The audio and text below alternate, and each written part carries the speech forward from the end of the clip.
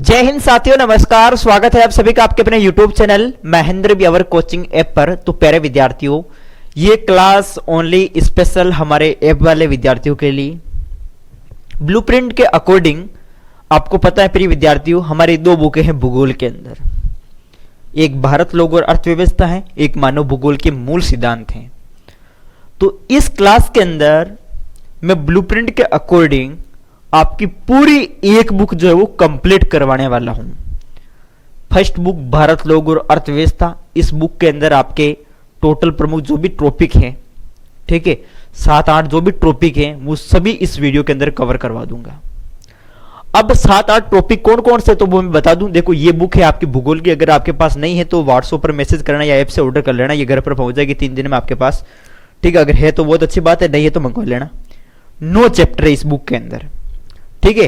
पहला चैप्टर जनसंख्या वितरण घनत्व वृद्धि और संगठन वाला है। दूसरा मानव बस्तियां है। तीसरा भू संसाधन कृषि वाला है। चौथा जल संसाधन है। पांचवा खनिज तथा ऊर्जा संसाधन है। छठा भारत के संदर्भ में नियोजन सतत पोषणीय विकास है। और सातवां परिवहन संचार। आठवां अंतर्राष्ट्रीय व्यापार और नवा भौगोलिक परिप्रेक्ष्य में चयनित कुछ मुद्दे समझे। इन सभी चैप्टरों को इस क्लास के अंदर मैं कवर करवाने वाला हूं। छोटे प्रश्न,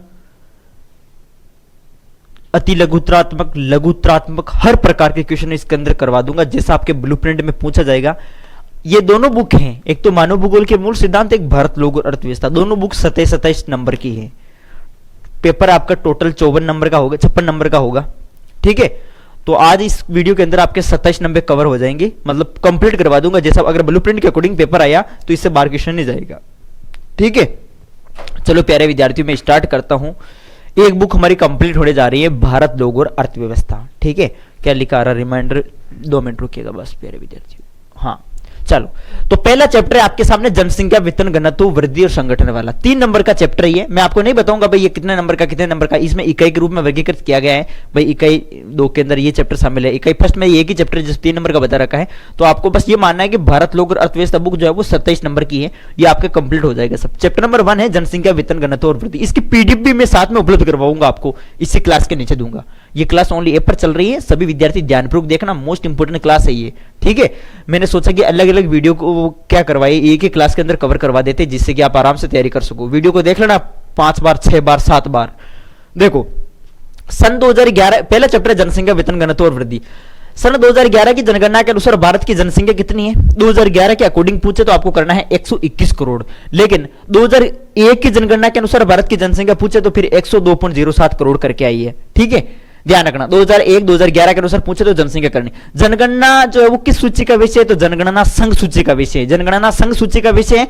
और याद रखना, भारत में जनगणना 10 वर्ष के अंतराल में होती है। और जनसंख्या जो है वो समवर्ती सूची का विषय है, ठीक है। भारत की पहली जनगणना कब हुई थी? 1872 के अंदर हुई थी। किसके समय हुई थी? लॉर्ड मेयो के समय। और याद रखना, 10 के आधार पर पहली संपूर्ण जनगणना पूछे तो आपको करना है 1881 में लॉर्ड रिपन के समय। किसके समय? लॉर्ड रिपन के समय। तो ये पॉइंट आपके ऑब्जेक्टिव क्वेश्चन बन जाए तो गलत मत करना, इनको याद करना। चलो नेक्स्ट हम आगे बात करते हैं प्यारे विद्यार्थियों। आगे देखो, आगे देखो, अगला है भारत के किस राज्य में जनसंख्या घनत्व सर्वाधिक है? तो प्यारे विद्यार्थियों, भारत के किस राज्य में जनसंख्या घनत्व सर्वाधिक है? तो सर्वाधिक जनसंख्या घनत्व है आपके बिहार में, ठीक है। सर्वाधिक जनसंख्या घनत्व बिहार में है। ध्यान रखना, बिहार का जनसंख्या घनत्व कितना है? 1102 व्यक्ति प्रति वर्ग किलोमीटर। बिहार से कम किसका है? पश्चिमी बंगाल का है, 1029 व्यक्ति प्रति वर्ग किलोमीटर। फिर उत्तर प्रदेश का है 829 व्यक्ति प्रति वर्ग किलोमीटर। देखो ध्यान रखना फिर विद्यार्थियों, अगर न्यूनतम जनसंख्या घनत्व पूछे कि भारत का ऐसा कौन सा राज्य जिसका न्यूनतम जनसंख्या घनत्व है, तो वो है अरुणाचल प्रदेश। कितना है अरुणाचल प्रदेश का? 17 व्यक्ति प्रति वर्ग किलोमीटर, ठीक है। ध्यान रखना, ये अगर आपको पूछ ले कि भारत का जनसंख्या घनत्व कितना है, भारत का 2011 के अकॉर्डिंग भारत का जनसंख्या घनत्व कितना है, तो भारत का है 382। भारत का है 382 व्यक्ति प्रति वर्ग किलोमीटर, ठीक है। यहां पर सर्वाधिक पूछे, भारत में राज्य पूछे सर्वाधिक, तो सर्वाधिक आपके बिहार का है 1102। और न्यूनतम पूछे तो अरुणाचल प्रदेश का है कितना है? 17 व्यक्ति प्रति वर्ग किलोमीटर। तो ये याद करना है प्यारे विद्यार्थी, यहां से क्वेश्चन 100% पूछा जाता है और पूछा जाएगा, ठीक है। चलो नेक्स्ट हम आगे बात करते हैं, अगले क्वेश्चन की तरफ चलते हैं। सन 2011 की जनगणना के अनुसार नगरीय जनसंख्या का अनुपात बताओ। तो प्यारे विद्यार्थियों, सन 2011 की जनगणना के अनुसार नगरीय जनसंख्या के प्रमुख अनुपात की बात करें तो सबसे ज्यादा नगरीय जनसंख्या जो है प्रिय विद्यार्थियों आपके तमिलनाडु में है। कहां है? तमिलनाडु में, फिर केरल में है, फिर महाराष्ट्र में, फिर गुजरात में। पूछ ले कि सन 2011 की जनगणना के अनुसार नगरीय जनसंख्या का अनुपात सबसे ज्यादा कहां है, तो तमिलनाडु आपको करना है। ठीक है, और ग्रामीण जनसंख्या का अनुपात पूछे तो फिर करना बिहार और सिक्किम में। सबसे ज्यादा नगरीय जनसंख्या का अनुपात पूछे तो तमिलनाडु, ग्रामीण जनसंख्या का अनुपात पूछे तो बिहार। वेरी वेरी इंपॉर्टेंट है, ध्यान रखना। सन 2011 के अनुसार नगरीय जनसंख्या का अनुपात सर्वाधिक किस राज्य में? तमिलनाडु में, उससे कम केरल, उससे कम महाराष्ट्र, महाराष्ट्र से कम गुजरात। ये ध्यान रखना, ये सर्वाधिक नगरीय जनसंख्या वाले प्रमुख राज्य हैं। ठीक है, ग्रामीण जनसंख्या में बिहार और सिक्किम हो जाएंगे। भारत का विशालतम भाषाई समूह है भारतीय आर्य, जिसे हम इंडो आर्य भी कहते हैं। ठीक है, ये भारत का विशालतम जो है प्रमुख भाषाई समूह है और सर्वाधिक जो है हमारी हिंदी बोली जाती है। नेक्स्ट, भारत की पहली जनगणना कब हुई थी? भारत की पहली जनगणना हुई थी 1872 ईस्वी में। किसके समय? लॉर्ड मेयो के समय। और भारत की पहली संपूर्ण जनगणना 1881 में हुई थी, लॉर्ड रिपन के समय, हम देख चुके हैं। ठीक है, अब भारत में क्षेत्रफल की दृष्टि से जो है वो तीन ऐसे बड़े और छोटे राज्य बता दो। तो क्षेत्रफल की दृष्टि से प्रिय विद्यार्थियों बड़े राज्य की बात करूं तो देखो राजस्थान जो है ना, राजस्थान हमारे भारत के अंदर ये क्षेत्रफल की दृष्टि से सबसे बड़ा राज्य है, ध्यान रखना। ठीक है, उससे कम एमपी, फिर उत्तर प्रदेश। तो याद रखना, दूसरे नंबर पर एमपी है, तीसरे नंबर पर उत्तर प्रदेश है। ठीक है, ऐसे याद कर लेना, ऐसे याद नहीं हो तो ऐसे याद कर लेना कि क्षेत्रफल में बड़े राज्य हैं राम राम राम राम राम राम, राजस्थान, मध्य प्रदेश और उत्तर प्रदेश। ठीक है, ध्यान रखना, राम राम कर लेना। ठीक है, क्षेत्रफल में छोटे राज्य की बात करें तो छोटे राज्य प्रिय विद्यार्थियों गोवा है, एक तो गोवा छोटा राज्य गोवा है, और एक सिक्किम है, एक त्रिपुरा। ये छोटे छोटे राज्य हैं। बड़े राज्य पूछे तो आपको करना है राजस्थान, एमपी, उत्तर प्रदेश, छोटे में गोवा, सिक्किम, त्रिपुरा। ये क्षेत्रफल में छोटे राज्य है। ठीक है, हर प्रकार के प्रश्न कवर करवा रहा हूं प्यारे विद्यार्थियों, बस आप सभी क्लास को ध्यानपूर्वक देखना। Very very most important question है और क्लास है ये, और इसमें आपको कोई टाइम वेस्ट भी नहीं हो रहा। मैं ना तो किसी के कमेंट पढ़ रहा हूं, ठीक है, क्योंकि लाइव में हम क्या कमेंट पढ़ते हैं टाइम वेस्ट हो जाता है। इसमें नॉन स्टॉप किसी प्रकार का कोई टाइम वेस्ट नहीं हो रहा है। बस आप सभी विद्यार्थी ध्यानपूर्वक पढ़ो, क्योंकि इतना टाइम ही कहाँ है हमारे पास, बस एक महीना बचा है। ठीक है, आज 31 दिसंबर हो गई है, अब ये चला गया, कल 1 जनवरी हो जाएगी। ठीक है, तो प्यारे विद्यार्थी इसको बस जो कवर करवा रहा हूं मैं आपको, इसको अच्छे से पढ़ लेना। ठीक है, और मैं गारंटी लेता हूं, दावा ठोकर कहता हूं कि क्वेश्चन इससे बाहर नहीं जाएगा। बस ये क्लास आपको अच्छे से देखना। जनसंख्या की दृष्टि से बड़े राज्य कौन कौन से? तो जनसंख्या की दृष्टि से देखो, अभी तो हमने क्षेत्रफल में देखे थे राजस्थान, मध्य प्रदेश, उत्तर प्रदेश, क्षेत्रफल में बड़े राज्य थे। छोटे में हमने देख लिया गोवा, सिक्किम, ये अभी जो क्षेत्रफल में छोटे राज्य गोवा है, सिक्किम, त्रिपुरा, छोटे राज्य थे। अब यहां पर देखो जनसंख्या पूछ रहे, जनसंख्या की दृष्टि से बड़े राज्य कौन कौन से हैं? तो जनसंख्या सर्वाधिक जो है भारत में, सर्वाधिक जनसंख्या उत्तर प्रदेश की। किसकी है? उत्तर प्रदेश। उत्तर प्रदेश, फिर महाराष्ट्र, फिर बिहार, फिर पश्चिम। याद रखना, बिहार मत कर देना। बिहार में तो ये सर्वाधिक जनसंख्या घनत्व वाला राज्य है बिहार। ठीक है, सर्वाधिक जनसंख्या घनत्व वाला राज्य है बिहार। सर्वाधिक जनसंख्या घनत्व की बात है तो बिहार करना है। बाकी जनसंख्या की दृष्टि से बड़ा राज्य उत्तर प्रदेश है, उस पर दूसरे नंबर पर महाराष्ट्र, फिर बिहार, फिर पश्चिम बंगाल। ठीक है, और फिर भारत की स्थलीय सीमा की लंबाई 15,200 किलोमीटर, ये सब जानते हैं, नहीं जानते तो पूछा नहीं जाएगा। ये भारत का क्षेत्रफल विश्व के क्षेत्रफल का कितना प्रतिशत है? वेरी वेरी इंपॉर्टेंट है। भारत का क्षेत्रफल विश्व के क्षेत्रफल का 2.4% है। कितना है? 2.4%। तथा यह विश्व की 17.5% जनसंख्या निवास करती है। विश्व की कितने प्रतिशत जनसंख्या भारत में निवास करती है? 17.5%। ध्यान रखना, वेरी वेरी इंपॉर्टेंट है। क्षेत्रफल 2.5। जनसंख्या वितरण किसे कहते हैं? वितरण का मतलब होता है फैलाव, जनसंख्या का फैलाव, लोगों का फैलाव। लोग जो है अलग अलग जगहों में जाकर बसे हुए हैं, यही जनसंख्या वितरण कहलाता है। तो जनसंख्या वितरण की परिभाषा आप इस प्रकार से लिख सकते हैं कि संपूर्ण पृथ्वी या इसके किसी भी भूभाग पर जनसंख्या का फैलाव या बिखराव ही जनसंख्या वितरण कहलाता है। मतलब अपने पृथ्वी पर अपने जो है वो जनसंख्या मतलब कहां कहां फैली हुई है, कहां कहां बिखरी हुई है, यह कहलाता है जनसंख्या वितरण। ठीक है, अब देखो 1951 ईस्वी में भारत का जनसंख्या घनत्व प्रिय विद्यार्थियों 117 व्यक्ति प्रति वर्ग किलोमीटर था 1951 में। 2011 में भारत का जनसंख्या घनत्व हो गया 382 व्यक्ति प्रति वर्ग किलोमीटर। तो ध्यान रखना, बढ़ोतरी हुई है। 1951 में तो 117 व्यक्ति प्रति वर्ग किलोमीटर ये भारत का जनसंख्या घनत्व था, 2011 में हो गया 382। ठीक है, तो ये ध्यान रखना प्रिय विद्यार्थियों, फिर बढ़ोतरी होती इसमें। नेक्स्ट आगे देखो, जनसंख्या वृद्धि किसे कहते हैं? आप सब जानते हैं प्रिय विद्यार्थियों, अगर आपने पढ़ा भी नहीं है, आप मन से भी आंसर लिखते तो भी लिख सकते हैं। जनसंख्या वृद्धि मतलब लोगों की संख्या में होने वाली वृद्धि को जनसंख्या वृद्धि कहते हैं, सीधी सी परिभाषा। फिर भी एक बार इसको हम जो है इस प्रकार से लिखे व्यवस्थित तरीके से, देखो इसकी सही परिभाषा, सटीक परिभाषा इस प्रकार से है। ये तो पहली दूसरी का बच्चा ही लिख देगा भाई लोगों की संख्या में होने वाली वृद्धि जनसंख्या वृद्धि है। ये तो वैसे तो ठीक ही है आंसर ये भी, लेकिन फिर भी देखो जनसंख्या वृद्धि की सही परिभाषा कि पृथ्वी सतह, अपनी जो पृथ्वी है, पृथ्वी सतह या इसके किसी भी भूभाग पर, किसी भी भूमि पर एक निश्चित कौन सी समयावधि, एक निश्चित समयावधि के अंदर होने वाला पॉजिटिव यानी कि सकारात्मक जो बदलाव है, सकारात्मक जो परिवर्तन है, यही कहलाता है जनसंख्या वृद्धि। ठीक है, ध्यान रखना मैंने यहां पे दो शब्दों पर गौर किया है। एक तो देखो अपनी पृथ्वी की सतह तो हो ही गई है, पृथ्वी सतह, शब्द कौन सा है कि भूभाग पर एक निश्चित समयावधि। ध्यान रखना प्रिय विद्यार्थियों, एक निश्चित समयावधि में होने वाला कैसा परिवर्तन, सकारात्मक परिवर्तन। बस आप ये दो ही ध्यान रखना है। ठीक है, कि पृथ्वी के किसी भी भूभाग पर एक निश्चित समयावधि में होने वाला सकारात्मक परिवर्तन क्या कहलाता है, जनसंख्या वृद्धि कहलाता है। परिभाषा बिल्कुल ये याद कर लेना, वेरी इंपॉर्टेंट परिभाषा है। ठीक है, स्थिरता किसे कहते हैं, स्थिरता, जनसंख्या में शून्य परिवर्तन को स्थिरता कहते हैं।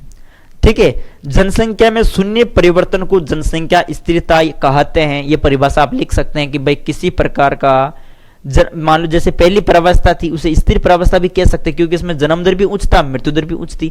जितने बच्चे जन्मते उतने मर जाते थे, तो इसमें जो है वो बढ़ोतरी नहीं हो रही थी, वृद्धि नहीं हो रही थी जनसंख्या में, तो इसे हम कह सकते हैं स्थिर प्रावस्था। ठीक है, तो स्थिरता का मतलब जनसंख्या में शून्य परिवर्तन। नेक्स्ट आगे देखो, ये भी आ गया देखो जननांकीय संक्रमण सिद्धांत, वेरी वेरी इंपॉर्टेंट है, इसको मैं यही समझा देता हूं। इसमें अगर आ भी जाए जननांकीय संक्रमण सिद्धांत क्या है, जननांकीय संक्रमण सिद्धांत, इसके तहत किसी भी देश की जनसंख्या का वर्णन करने तथा भविष्य में जनसंख्या के पूर्वानुमान के लिए जो है इसका उपयोग हम करते हैं। जननांकीय संक्रमण सिद्धांत के तहत प्रमुख प्रावस्थाएं निर्धारित की गई हैं, जिसके तहत हमें यह पता चलता है प्रिय विद्यार्थियों कि भाई किस दशक में जनसंख्या कितनी बढ़ी, ठीक है, जनसंख्या में कितनी वृद्धि देखने को मिली। तो जैसे प्रावस्था नंबर क और प्रावस्था नंबर ख और प्रावस्था नंबर ग और प्रावस्था नंबर ग, देखो प्रावस्था क इसे हमने क्या कहा, स्थिर प्रावस्था। क्यों कहा स्थिर प्रावस्था, क्योंकि इसमें जन्मने वालों की संख्या भी ज्यादा थी, मरने वालों की संख्या भी ज्यादा थी। ठीक है, जितने ज्यादा जन्मते उतने ज्यादा मर जाते। तो देखो इसलिए जो है 1901 से 1921 की जो प्रावस्था थी इसे हमने स्थिर प्रावस्था नाम दिया। क्यों दिया, क्योंकि इसमें जन्म दर उच्च था, जन्मने वालों की संख्या ज्यादा थी, मरने वालों की संख्या भी ज्यादा थी, और जनसंख्या की क्या हो रही थी, निम्न वृद्धि, यानी कि किसी प्रकार की वृद्धि नहीं हो रही थी, जनसंख्या स्थिर थी। ठीक है, इसे क्यों थे स्थिर थे प्रिय विद्यार्थियों, क्योंकि लोग अशिक्षित थे, पढ़े लिखे नहीं थे। ये कारण आप लिख सकते हो इसमें। ठीक है, तो ये ध्यान रखना, ये पहली प्रावस्था। दूसरी प्रावस्था 1921 से 1951 के बीच की जो अवधि थी, ठीक है, ध्यान रखना प्रिय विद्यार्थियों, 1921 से 1951 के बीच की जो अवधि थी ये प्रावस्था नंबर ख, और इसके तहत जो है प्रिय विद्यार्थियों लोगों को ज्यादा से ज्यादा लोगों को क्या किया गया, शिक्षित किया गया। ठीक है, ज्यादा से ज्यादा लोगों को क्या किया गया, साक्षर बनाया गया। ठीक है, उन्हें पढ़ाया लिखाया गया, और फिर स्वास्थ्य सेवाओं का भी विस्तार हुआ इसके तहत। साथ ही जन्म दर इसके तहत क्या होता है, द्वितीय प्रावस्था में क्या होता है, ये दूसरी प्रावस्था प्रावस्था ख, द्वितीय प्रावस्था में क्या होता है, इसमें जन्म दर उच्च बना रहता है, मतलब जन्मने वालों की संख्या तो ज्यादा थी, ठीक है, ज्यादा बच्चों का जन्म हो रहा था, लेकिन हमने जो है मृत्यु दर पर कमी पाली, क्योंकि लोगों को शिक्षित किया गया, वो अपने स्वास्थ्य के प्रति जागरूक हुए।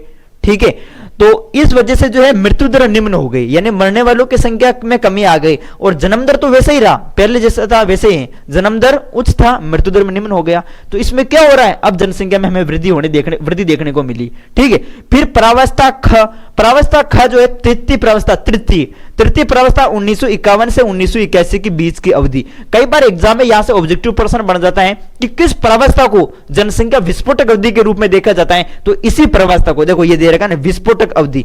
ठीक है, तो ध्यान रखना किस प्रावस्था को जनसंख्या विस्फोटक अवधि के रूप में देखा जाता है, तो प्रावस्था नंबर ख, यानी कि तृतीय प्रावस्था अवधि पूछे तो 1951 से 1981 के बीच की अवधि को जो है वो विस्फोटक अवधि के रूप में देखा जाता है। क्यों देखा जाता है, क्योंकि इसमें क्या हुआ था प्रिय विद्यार्थियों, इसमें लोग जो है प्रमुख, जैसे हमारे जन्म दर तो इसमें उच्च बना रहा, मृत्यु दर में तो आगे कमी, और लोग जो है बाहरी जो लोग है यानी अप्रवास जिसे हम कहते हैं, प्रवास यानी दूसरे देशों से जैसे बांग्लादेश से, पाकिस्तान से लोग जो है वो यहां आकर बसने लग गए। ठीक है, भारत में आकर बसने लगे। तो इससे जो है वो जनसंख्या में बढ़ोतरी देखने, इधर जन्मने वालों बच्चों की संख्या भी ज्यादा थी, इधर वो ठीक है बाहरी जो है वो लोग आने लगे। प्रवास ये भी महत्वपूर्ण, इसीलिए इस जन अवधि को जो है वो विस्फोटक अवधि के रूप में देखा गया। फिर अगली प्रावस्था आती है घ, चौथी प्रावस्था, ये आपके 1981 की अवधि की बात की है। तो 1981 के बाद जो है फिर विद्यार्थी फिर जो है यहाँ पे जो है बाल विवाह, जैसे बाल विवाह हो रहा था उस समय, तो बाल विवाह पर रोक लगाई गई। साथ ही लड़कियों की विवाह की जो उम्र है उनको बढ़ाया गया। ठीक है, तो फिर हमने जो है वो यानी एक तरीके से काबू पाया है, फिर जो है वो जनसंख्या में हमें कमी देखने को मिली है। इस प्रकार से आप लिख सकते हैं। तो ये प्रावस्था क, ये प्रावस्था ख, ये प्रावस्था ग और प्रावस्था ग, यानी पहली, दूसरी, तीसरी, चौथी, चारों प्रावस्था आपको लिखनी इस प्रकार से। ठीक है, चलो आगे देखो, इन प्रावस्था को इस प्रकार से आप समझ सकते हैं। वेरी वेरी इंपॉर्टेंट है जनांगीय संक्रमण सिद्धांत। फिर यहां से देखो अगला क्वेश्चन है, राष्ट्रीय युवा नीति कब प्रारंभ हुई? फरवरी 2014 में। राष्ट्रीय युवा नीति कब प्रारंभ हुई थी? फरवरी 2014 में। और इसमें जो है इस युवा नीति के तहत जो है 15 से 29 वर्ष, यानी 15 वर्ष का जो भी है और 29 वर्ष का जो भी है, 15 से 29 वर्ष के आयु के व्यक्ति को इसमें जो है वो युवा के रूप में परिभाषित किया है कि जो 15 साल से 29 साल के बीच में जो है वो एक तरीके से युवा हैं। ठीक है, उन्हें युवा के रूप में परिभाषित किया है इस राष्ट्रीय युवा नीति में। तो फरवरी 2014 में प्रारंभ हुई थी। फिर कौशल विकास यानी कि उद्यमता नीति, ये प्रारंभ हुई थी आपके 2015 में। ठीक है, याद रखना कौशल विकास उद्यमता नीति कब प्रारंभ हुई थी? 2015 के अंदर। जनसंख्या संगठन, क्या है जनसंख्या संगठन? देखो प्रिय विद्यार्थियों, जनसंख्या संगठन की बात करें, किसी भी देश की आयु, लिंग, व्यवसाय, शिक्षा, साक्षरता आदि का अध्ययन इसके तहत किया जाता है, जनसंख्या संगठन के तहत। ठीक है, और 2011 की जनगणना के अनुसार भारत का जो धार्मिक समुदाय है, देखो 79.8% तो जो है वो यहाँ पर आबादी जो है वो हिंदू धर्म की है और 0.4% जो है वो जैन धर्म की है। ठीक है, तो ध्यान रखना कि 2011 की जनगणना के अनुसार भारत का धार्मिक समुदाय में सबसे ज्यादा जो है वो कौन थे? इसमें हिंदू धर्म। ठीक है, हिंदुओं की संख्या ज्यादा थी 79.8% 2011 के अनुसार। ठीक है, धार्मिक समुदाय हम बता सकते हैं इस प्रकार से। चलो नेक्स्ट, और जैन धर्म की देखो 0.4% थी। नेक्स्ट अगला देखो, सन 2011 की जनगणना के अनुसार भारत की श्रमजीवी जनसंख्या व्यावसायिक संवर्ग की दृष्टि से कितने भागों में? देखो वेरी इंपॉर्टेंट प्रश्न आ जाता है बोर्ड में, पिछली बार पूछा गया था।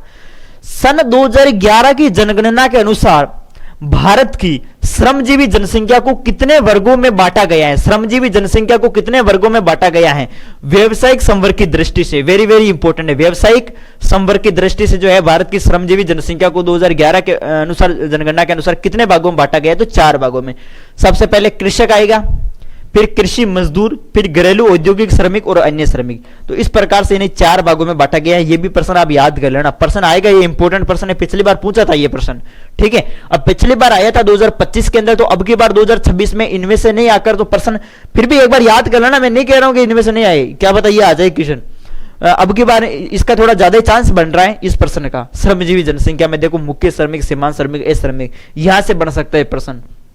100% छाप लेना आप, 100% छाप लेना, मैं गारंटी लेता हूं इस प्रश्न की। तो देखने को मिल जाएगा 100% देखने को मिल जाएगा।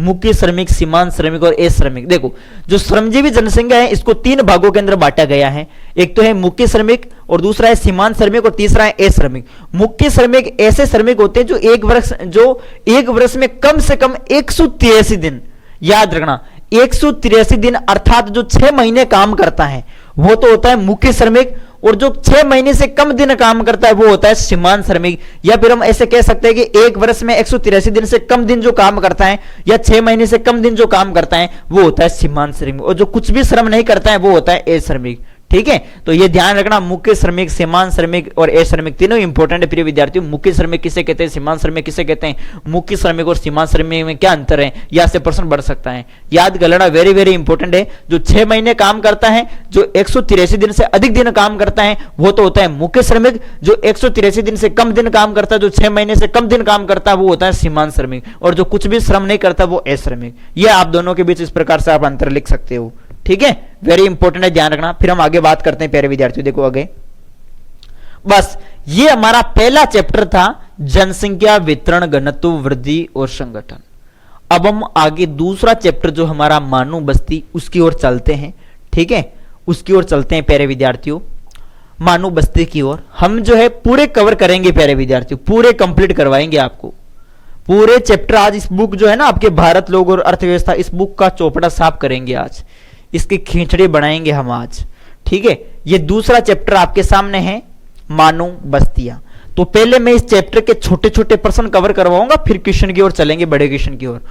कौन सा एक पर्यटन नगर का उदाहरण नहीं है? देखो, शिमला, मंसूरी, रानीगंज, माउंट आबू। देखते ही पता चल गया प्रिय विद्यार्थियों, पर्यटन, शिमला तो पर्यटन नगर है, मंसूरी, ये मंसूरी भी पर्यटन नगर है, माउंट आबू ये भी पर्यटन नगर है, लेकिन यहां पे रानीगंज जो है प्रिय विद्यार्थियों कहीं ना कहीं पर्यटन नगर नहीं है, ये तो खनन नगर है। खनन नगर, ऐसे नगर जो खनन कार्य के लिए प्रसिद्ध है, रानीगंज हो गया, आपके सामने झारिया हो गया, ये प्रमुख खनन नगर के उदाहरण है। ठीक है, तो पर्यटन नगर का उदाहरण नहीं है तो रानीगंज नहीं है, इसका सी ऑप्शन राइट हो जाएगा। चलो नेक्स्ट क्वेश्चन की तरफ चलते हैं। प्यारे विद्यार्थियों, इस क्लास को ध्यानपूर्वक देख लेना, मैं कह रहा हूं आप सभी अच्छे से। निम्न में से कौन सा नगर शैक्षिक नगर का उदाहरण है? शैक्षिक नगर ऐसे नगर जो शिक्षा के केंद्रों के लिए प्रसिद्ध है।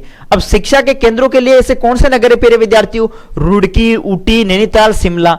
नैनीताल और शिमला अभी हम देख सके दोनों ही पर्यटन नगर हैं, ये तो पर्यटन, ऊटी भी ये भी पर्यटन नगर ही है, लेकिन रुड़की, अलीगढ़ कहीं ना कहीं ये जो है वो शैक्षिक नगर है। रुड़की है एक, अलीगढ़ हो गया यूपी वाला। ठीक है, ये जो है प्रिय विद्यार्थियों शैक्षिक नगर है, तो ऑप्शन इसमें ए राइट हो जाएगा। ठीक है, पूछा ये शैक्षिक नगर है तो रुड़की। आगे देखो, निम्न में से कौन सी एक आर्थिक क्रियाकलाप, आर्थिक क्रिया ग्रामीण बस्तियों की मुख्य आर्थिक क्रिया है? आर्थिक क्रिया किसे कहते हैं? ऐसी क्रिया जिसमें मनुष्य को किसकी प्राप्ति होती है? धन की प्राप्ति होती है, पैसों की प्राप्ति होती है। तो वो जो क्रिया कहलाती है वो क्या कहलाती है? आर्थिक क्रिया। क्या कहलाती है? आर्थिक क्रिया। तो इसमें आर्थिक क्रिया ऐसी क्रिया जिसमें क्या प्राप्ति होती है? धन की प्राप्ति होती है। प्राथमिक, तृतीयक, द्वितीयक, चतुर्थक, तो ये तो प्राथमिक होगी। प्राथमिक में ध्यान रखना, पूछ रहा है कि कौन सी एक आर्थिक क्रिया ग्रामीण बस्ती, ग्रामीण बस्ती का जय नाम आए तो आप कर देना प्राथमिक। ग्रामीण बस्ती में क्या क्या होता है प्रिय विद्यार्थियों? हम कृषि करते हैं, खेती वगैरह करते हैं, पशुओं को भी पालते हैं, पशुपालन भी किया करते हैं। ठीक है, पशुपालन। ठीक है, तो ये तो हमारा रोजमर्रा, मछली पकड़ना, ये सब इसके अंदर होता है। प्राथमिक में मछली पकड़ना है, ठीक है, मछली को पकड़ना। इसके अलावा कृषि, पशुपालन, मछली पकड़ना, खनन वगैरह करना, खनन करना, ठीक है, शिकार वगैरह करना, आखेट, ठीक है, आखेट शिकार करना, ये सब जो क्रियाएं होगी प्रिय विद्यार्थियों, ये सब किसमें होगी? प्राथमिक में। तो ऑप्शन इसमें यहाँ पे ए राइट हो जाएगा। ठीक है, ग्रामीण बस्तियों की मुख्य आर्थिक क्रिया कौन सी है? प्राथमिक। नेक्स्ट आगे देखो, इग्लू का निर्माण कहाँ किया जाता है? इग्लू, इग्लू वेरी इंपॉर्टेंट है प्रिय विद्यार्थियों, जहां सर्दी ज्यादा पड़ती है ऐसे घर बनाए जाते हैं इग्लू। तो मेरी बात सुनो, इग्लू जो है प्रिय विद्यार्थियों, इग्लू ये से कि ये हमारा, ये उत्तर है, ये दक्षिण है, ये पश्चिम है, ये पूर्व है। ठीक है, तो यहां पे आप देखिएगा प्रिय विद्यार्थियों, ये जो है ना, ये देखिएगा, ये जो है ना, ये क्षेत्र और ये जो क्षेत्र है ना, ये इनको बोलते हैं ध्रुवीय क्षेत्र, ध्रुवीय प्रदेश, ध्रुवीय प्रदेश, और ये भी ध्रुवीय प्रदेश है। यहाँ सर्दी बहुत ज्यादा पड़ती है तो यहाँ पे होता है इग्लू का निर्माण। तो इग्लू का निर्माण कहाँ किया जाता है? तो ध्रुवीय क्षेत्र में। तो इसमें सी आंसर हो जाएगा अपना। ठीक है, वेरी इंपॉर्टेंट, ध्यान रखना, मोस्ट इंपॉर्टेंट। चलो क्वेश्चन आगे देखो, भारत के उपजाऊ जलोढ़ मैदानों में निम्न में से किस प्रकार की बस्ती पाई जाती है? जलोढ़ मैदानी प्रदेशों में। तो जलोढ़ में तो आपको पता है वहां पर गुच्छित बस्ती होती है। कौन सी बस्ती? गुच्छित बस्ती। विशेष तौर से अपने गुच्छित बस्ती की यदि बात करता हूं तो देखो, ये आपको देखने को मिल जाएंगे कहां? बुंदेलखंड हुआ, ठीक है, बुंदेलखंड, बुंदेलखंड, बुंदेलखंड है, नागालैंड है, वहां पर ये देखने को मिल जाएगी बस्ती। ठीक है, गुच्छित बस्ती। गुच्छित बस्ती नाम से पता चल रहा है गुच्छित यानी गुच्छा। गुच्छित बस्ती से आप ऐसे याद रखना, गुच्छा, गुच्छा यानी कि किसी का भी हो सकता है, केले का गुच्छा, अंगूर का गुच्छा। अब आपने अंगूर का गुच्छा देखा होगा प्रिय विद्यार्थियों, अंगूर का गुच्छा कैसे होता है? ऐसे होता है, ऐसे। अरे यार, अंगूर का गुच्छा ही नहीं बना पाया मैं तो यार, ये बहुत गलत बात है। ये देखो, ये देखो, ये देखो, ये देखो, ये देखो, ये अंगूर का गुच्छा है। तो ये अंगूर के गुच्छे पे देखो, अंगूर पास पास में है कि नहीं है? पास पास में है ना। वैसे इस बस्ती में क्या होता है प्रिय विद्यार्थी, इस प्रकार से घर बहुत पास पास में होते हैं, ऐसे होते हैं, पास पास में घर बहुत पास पास में बने होते हैं। देखो ऐसे ऐसे घर बने होते हैं। ठीक है, इस बस्ती में घर बहुत पास पास बने होते हैं इस तरीके से। तो आप देख रहे हैं प्रिय विद्यार्थी, ये बस्ती जो है वो एक तरीके से हमें कैसी नजर आ रही है? आयत की जैसी। तो इस बस्ती को हमने कहा था आयताकार बस्ती। ठीक है, गुच्छित बस्ती को हमने क्या कहा था? आयताकार बस्ती कहा था। ठीक है, ये बुंदेलखंड और नागालैंड में देखने को मिलती है गुच्छित बस्ती। इसमें घर बहुत पास पास होते हैं और आयताकार होती हैं, रेखिक होती है, अरी आकार की होती है। एक ही रेखा के अंदर जिसमें घर बने होते हैं। रेखिक भी इसे हम कह सकते हैं, रेखिक। अरी आकार की भी इसे हम कह सकते हैं, अरी। ठीक है, आयताकार। तो प्यारे विद्यार्थी, यही बस्ती है, कौन सी? गुच्छित बस्ती। वेरी वेरी इंपॉर्टेंट, ध्यान रखना। ठीक है, ढाणी ये पल्ली बस्ती का नाम है। प्रेक्षिपित ये एकाकी बस्ती जिसे हम एकांत में देखने को मिलती है, प्रेक्षिपित। ठीक है, तो इसमें आंसर हो जाएगा भारत के उपजाऊ जलोढ़ मैदानों में जो है गुच्छित बस्ती देखने को मिलती है। नेक्स्ट अगला क्वेश्चन देखो, निम्न में से कौन सा एक खनन नगर नहीं है? खनन नगर नहीं है। रानीगंज, झारिया, बनारस, इनमें से कोई नहीं। देखो रानीगंज, झारिया दोनों ही खनन नगर के उदाहरण हैं, लेकिन बनारस जो है प्रिय विद्यार्थियों ये खनन नगर का उदाहरण नहीं है। ठीक है, आगे देखो नेक्स्ट। भारत की जनगणना के अनुसार निम्नलिखित में से कौन सी एक विशेषता नगर की परिभाषा का अंग नहीं है? नगर की परिभाषा का अंग नहीं है। जनसंख्या घनत्व 400 व्यक्ति प्रति वर्ग किलोमीटर होता है, नगर का तो होता है जनसंख्या घनत्व 400 व्यक्ति प्रति वर्ग किलोमीटर। ठीक है, नगरपालिका निगम का होना, नगरपालिका तो होती है भाई, नगर के अंदर नगरपालिका नहीं होगी क्या? नगरपालिका निगम होती है। 75% से अधिक जनसंख्या का प्राथमिक खंड में संलग्न होना, यह गलत है। देखते ही गलत है, कैसे गलत है? 75% से अधिक जनसंख्या का प्राथमिक नहीं द्वितीय या तृतीय क्षेत्र में संलग्न होना। प्राथमिक तो ग्रामीण बस्ती होगी ना, प्राथमिक तो ग्रामीण, तो ये जो है यहाँ पे कौन सी एक विशेषता नगर की परिभाषा का अंग नहीं है, तो ये नहीं है। 75% से अधिक जनसंख्या का प्राथमिक खंड में संलग्न होना ये बिल्कुल गलत है प्रिय विद्यार्थियों। प्राथमिक में तो आपके ग्रामीण बस्ती आएगी ना, ठीक है, तो ये हो जाएगा गलत। जनसंख्या का आकार जो है 5000 व्यक्तियों से अधिक होना, ये सब है, सही है, लेकिन इसका सी ऑप्शन गलत हो जाएगा यहाँ पे, ये नगर की परिभाषा का अंग नहीं है। निम्न में से किस पर्यावरण में प्रक्षेपित ग्रामीण बस्तियों की अपेक्षा नहीं की जा सकती? निम्न में से किस पर्यावरण में प्रक्षेपित ग्रामीण बस्तियों की अपेक्षा नहीं की जाती है? तो वह कहां की जाती है? गंगा के जलोढ़ मैदानों में, क्योंकि हमने देखा था गुच्छित बस्ती। कौन सी बस्ती? गुच्छित बस्ती।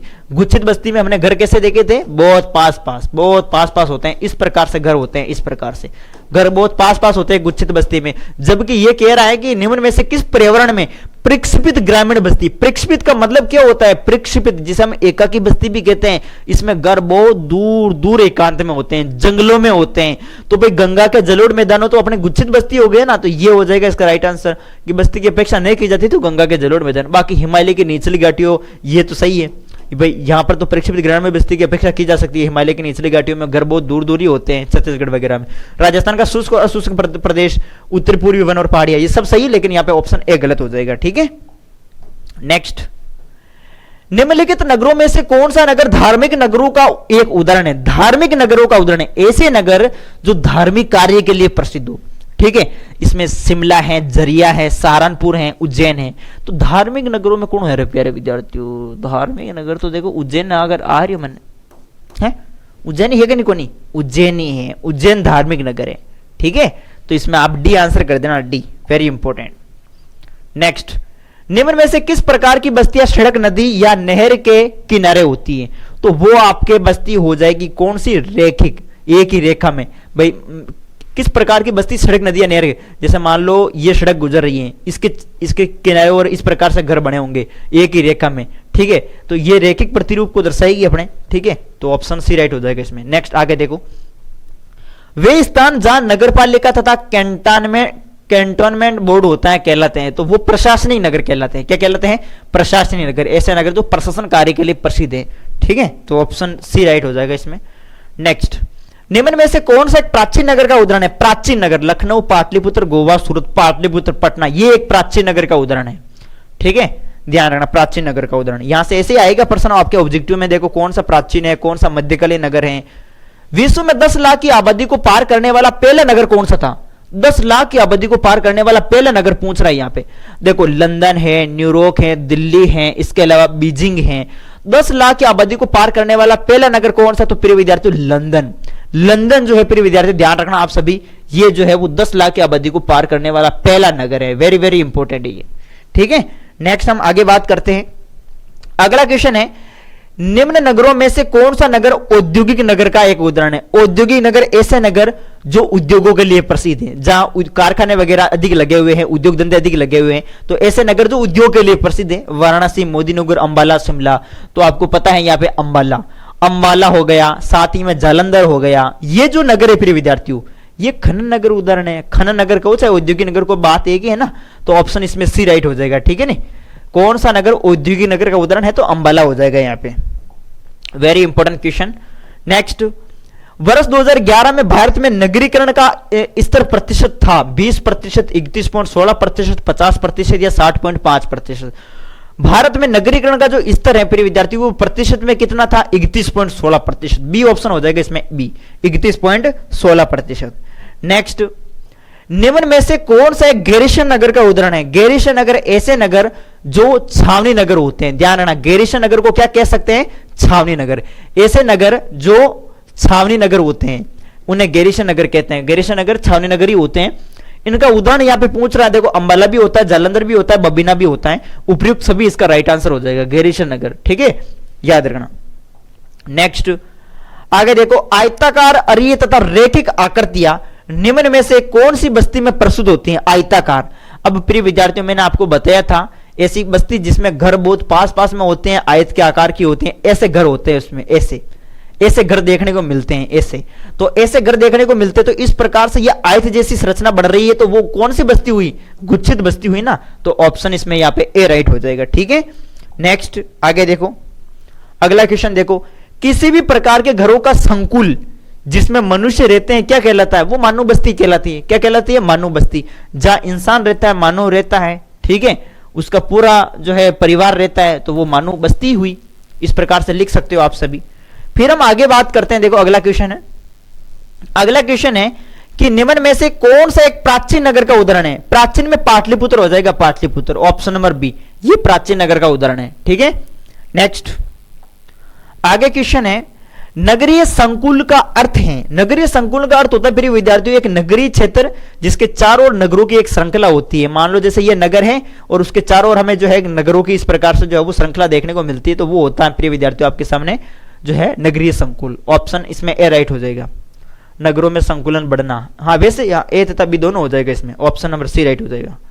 ठीक है, नेक्स्ट, कई बार जो होती है बस्ती भौतिक रूप से अलग हो जाती है, एक दूसरे से पृथक हो जाती है, किंतु उन सबका नाम एक ही रहता है, ऐसी बस्ती कहलाती है। गुच्छित, अर्धगुच्छित, पल्ली, इनमें से कोई नहीं, तो वो कहलाती है प्रिय विद्यार्थियों पल्ली बस्ती। क्योंकि जैसे मान लो कोई ये बस्ती है, ठीक है, अब तेज बारिश हुई, बीच में से मान लो नदी होकर गुजर गई, ये नदी निकल गई, तो देखो ये बस्ती जो वो इस प्रकार से छोटे छोटे टुकड़ों में बढ़ जाएगी। इसके नाम अलग अलग हो जाएंगे। नाम क्या हो जाएंगे? इसके नाम हो जाएंगे जैसे पाड़ा है, पाड़ा, पाना है, पाना, ढाणी है, नगला है, पल्ली है। ठीक है, ये सब एक ही नाम में, ध्यान रखना, पाड़ा, पाना, ढाणी, नगला, पल्ली, ये सब किसके नाम है? पल्ली बस्ती के। तो प्यारे विद्यार्थियों कई बार एग्जाम में पूछ लिया जाता है कि नगला क्या है, ढाणी क्या है, तो ये याद रखना पल्ली बस्ती का ये एक प्रमुख नाम है। ठीक है, तो ये याद रखना, पाड़ा, पाना, ढाणी, नगला, पल्ली, ये सब एक ही नाम है। नेक्स्ट देखो अगला क्वेश्चन, निम्न में से कौन सा नगर नदी तट पर अवस्थित है? नदी तट पर जो अवस्थित नहीं है, ये पूछ रहा है, नहीं है। आगरा तो है, पटना भी है, कोलकाता भी है, लेकिन भोपाल जो है ना प्रिय विद्यार्थियों, ये नदी तट पर अवस्थित नहीं है, तो इसका सी आंसर हो जाएगा। चलो नेक्स्ट अगला देखो, अगला क्वेश्चन। अब देखो इस चैप्टर से देखो प्रिय विद्यार्थियों, ये जो चैप्टर है, मैंने कहा ना कि मैं क्वेश्चन हर प्रकार के क्वेश्चन कवर करवा दूंगा, आपका क्वेश्चन इससे बाहर नहीं जाएगा, बस क्लास को ध्यानपूर्वक देख लेना आप। दूसरी चैप्टर चल रहा है, छोटे प्रश्न किस प्रकार से पूछे जा सकते हैं वो मैंने कवर करवाए हैं। अब कुछ बड़े क्वेश्चन भी पूछ ले आपको लघुत्रात्मक में, तो देखो यहां से ऐसे बनेगा कि ग्रामीण बस्तियों के प्रमुख प्रकार बताओ। तो ग्रामीण बस्तियों के 4 प्रकार हैं, गुच्छित बस्ती, अर्धगुच्छित बस्ती, पल्ली बस्ती और प्रक्षेपित बस्ती। गुच्छित बस्ती में क्या होता है? गुच्छित बस्ती में घर बहुत पास पास होते हैं, आयताकार होती है, रेखिक होती है, अरीय आकार की होती है। इसे हम संकुलित बस्ती भी कह सकते हैं, आकेंद्रित बस्ती भी कह सकते हैं। गुच्छित बस्ती को कहां कहां देखने को मिलेगी? अभी बताया था मैंने, बुंदेलखंड, नागालैंड। ठीक है, और अर्धगुच्छित बस्ती जो होती है इसे हम विखंडित बस्ती भी कहते हैं। ये किसी बड़े गांव के टूटने के कारण बनती है। हमने देखा होगा प्रिय विद्यार्थियों, कई बार जो है एक नगर होता है, एक गांव होता है, मान लो ये कोई गांव है और इस गांव की जनसंख्या मान लो 5000 है। ठीक है, ये इतना बड़ा गांव है और इसकी जनसंख्या 5000 है। यहां से जो है लोग जो है क्या करेंगे, इनकी जमीनें होती है सभी लोगों की, तो वो यहां से निकल निकल के जो है अपने बेड़े पे चले जाएंगे, कुएं पे चले जाएंगे, वहां जाके जो है अपना घर बना देंगे। ठीक है, और इस प्रकार से नगर को छोड़ दिया, गांव को छोड़ दिया, यहां जाके बस गई। तो ये यहां छोड़ दिया, यहां तो मतलब किसी बड़े गांव है उसके टूटने के कारण जिस प्रकार जो बस्ती जो बनती है वो होती है आपके अर्धगुच्छित बस्ती। और विशेष तौर से ये हमारे राजस्थान में होता ही है। राजस्थान में, राजस्थान हो गया आपके, जैसे गुजरात हो गया, गुजरात, यहां पर अधिक देखने को मिलती है अर्धगुच्छित बस्ती। ठीक है, पल्ली बस्ती, इसे पल्लीकृत बस्ती भी कहते हैं। इसके नाम मैंने आपको बताए थे, पाड़ा, पाना, ढाणी, नगला, वो याद कर लेना। और प्रक्षेपित बस्ती जो होती है, ये जो बस्ती होती है प्रक्षेपित बस्ती, ये जो है आपको इसे एकाकी बस्ती भी कहते हैं। दूर दूर एकांत में जंगलों में पाई जाती है। मान लो एक घर ये रहा, एक घर ये है, एक घर ये है, एक घर ये है, ठीक है। मान लो ये धापुड़ी का घर है, ये कालूड़ी का घर है और ये मनुड़ी का घर है। तो देखो मनुड़ी का घर, कालूड़ी का घर, धापुड़ी का घर बहुत दूर दूर होते हैं। तो ये जो बस्ती होती है वो एकाकी बस्ती होती है, दूर दूर एकांत में देखने को मिलती है, ठीक है। ऐसे याद कर लेना, ठीक है। चलो नेक्स्ट, ये देखो मैंने यहाँ पे इन बस्तियों के बारे में भी कुछ लिख रखा है, सब कुछ हर एक बस्ती के बारे में यहाँ पे मैंने बता रखा है। गुच्छित बस्ती, इसमें घर बहुत पास पास होते हैं, या आयताकार, रेखिक तथा अरीय आकार की होती है। ऐसी बस्तियां जलोढ़ मैदानी क्षेत्रों में पाई जाती है, बुंदेलखंड, नागालैंड। मेन जो फैक्ट है वही लिख रखे, ज्यादा कचरा नहीं है, इनको याद कर लेना आप, ठीक है। जो मैं बोल रहा हूं वही लिखा हुआ है यहाँ पे। अर्धगुच्छित बस्ती ऐसी बस्ती जो किसी बड़े गांव के टूटने के कारण बनती है, और ऐसी स्थिति में ग्रामीण समाज या एक वर्ग अपनी इच्छा से बलपूर्वक बस्ती से अलग रहने लगता है। ऐसी बस्तियां गुजरात और राजस्थान में पाई जाती हैं, ठीक है। उसी प्रकार से पल्ली बस्ती, ऐसी बस्ती तब बनती है जब बस्ती भौतिक रूप से अलग हो जाती है। जैसे बस्तियों के बीच में से मान लो कोई नदी गुजर गई, ठीक है, परंतु बस्तियों का नाम तो वही रहता है, उसके नाम पड़ जाते हैं अन्य नाम, पाड़ा, पाना, ढाणी, नगला, एक ही नाम है ये, ठीक है। और पल्ली बस्ती हिमालय की निचली घाटियों में पाई जाती है, विशेष तौर से बात करें छत्तीसगढ़। प्रक्षेपित बस्ती की बात करें तो ये एकाकी बस्ती है और ये बहुत दूर दूर जंगलों में होती है। इस बस्ती में जो है घर बहुत दूर दूर एकांत में होते हैं। ऐसी बस्तियां मेघालय, हिमाचल प्रदेश में देखने को मिलती है, इससे बता देना, ठीक है। और विकास के आधार पर नगरों की बात करें तो देखो कौन से प्राचीन नगर है, कौन सा मध्यकालीन नगर है, इनके बारे में भी पढ़ना बहुत जरूरी है। मैं यहाँ पे बता देता हूं, देखो प्रिय विद्यार्थियों, इनकी पीडीएफ में उपलब्ध करवाऊंगा, आप टेंशन मत लो, पीडीएफ की टेंशन ही मत लेना, ठीक है। देखो प्राचीन नगर भारत में जो है ना 2000 साल पुराने नगर हैं।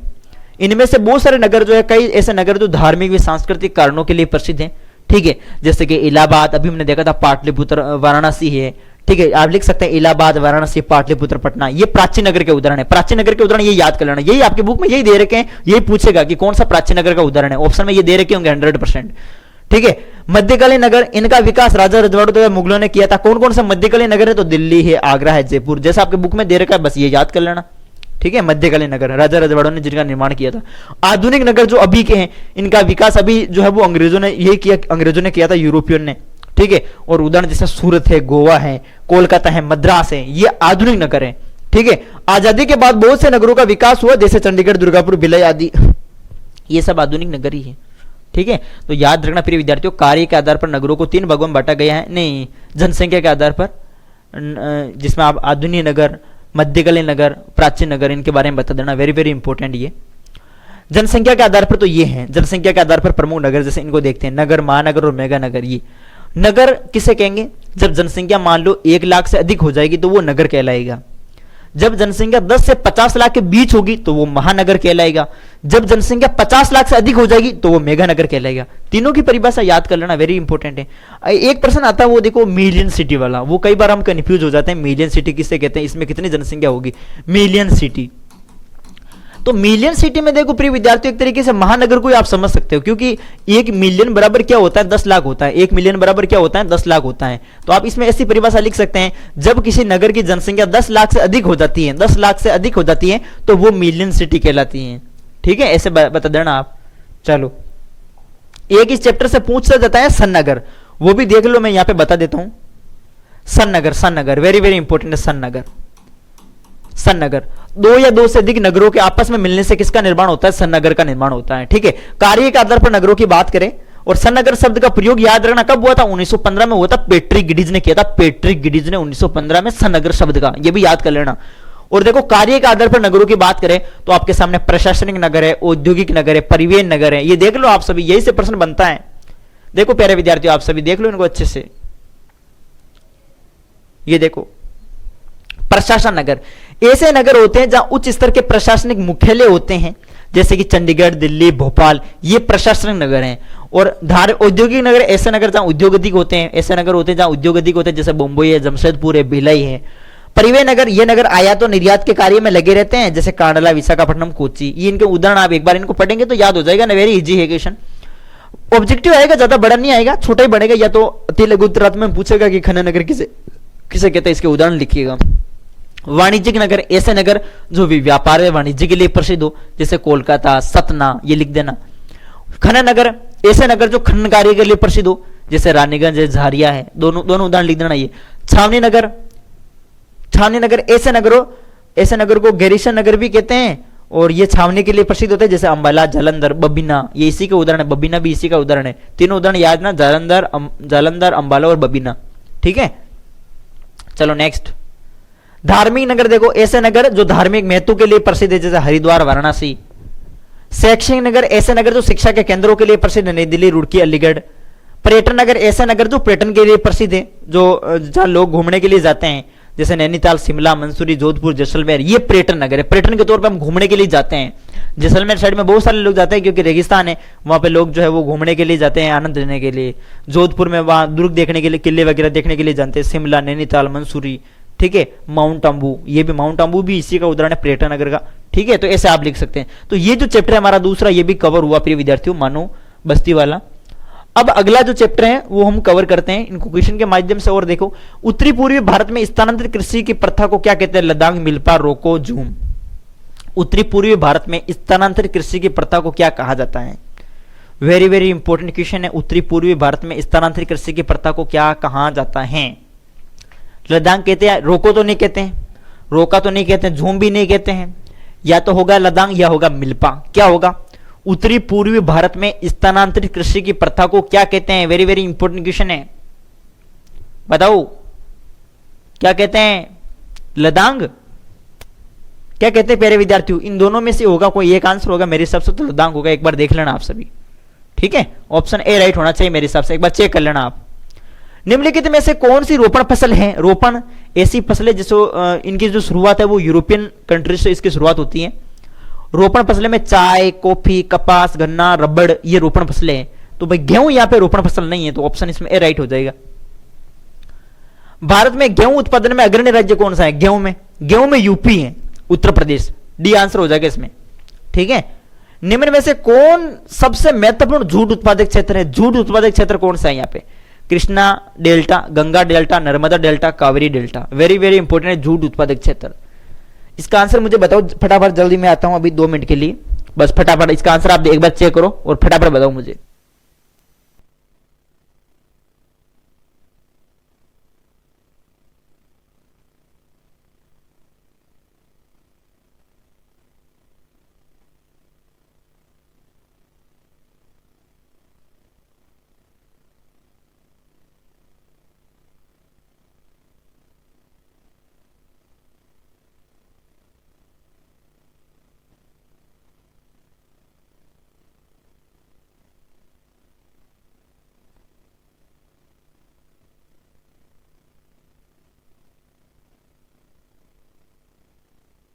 हाँ, तो प्यारे विद्यार्थियों आप सबने आंसर किया होगा, बिल्कुल। देखो क्या हो जाएगा इसमें, गंगा डेल्टा हो जाएगा, गंगा डेल्टा, ठीक है। ऑप्शन इसमें यहाँ पे बी राइट हो जाएगा, बी गंगा डेल्टा। आपने सबने बी किया होगा।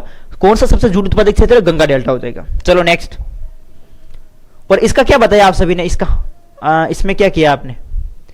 इसमें क्या किया? निम्नलिखित में रोपण फसल, तो ये तो हो गई थी। गेहूं उत्पादन ये भी हो गया था। अभी ये प्रश्न था ना, उत्तरी पूर्वी भारत में स्थानांतरित कृषि की प्रथा को क्या कहते हैं? इसका आपने क्या किया? फटाफट एक बार देख लो इसको जल्दी से। इसका क्या किया आंसर? उत्तरी पूर्वी भारत में स्थानांतरित कृषि को क्या कहते हैं?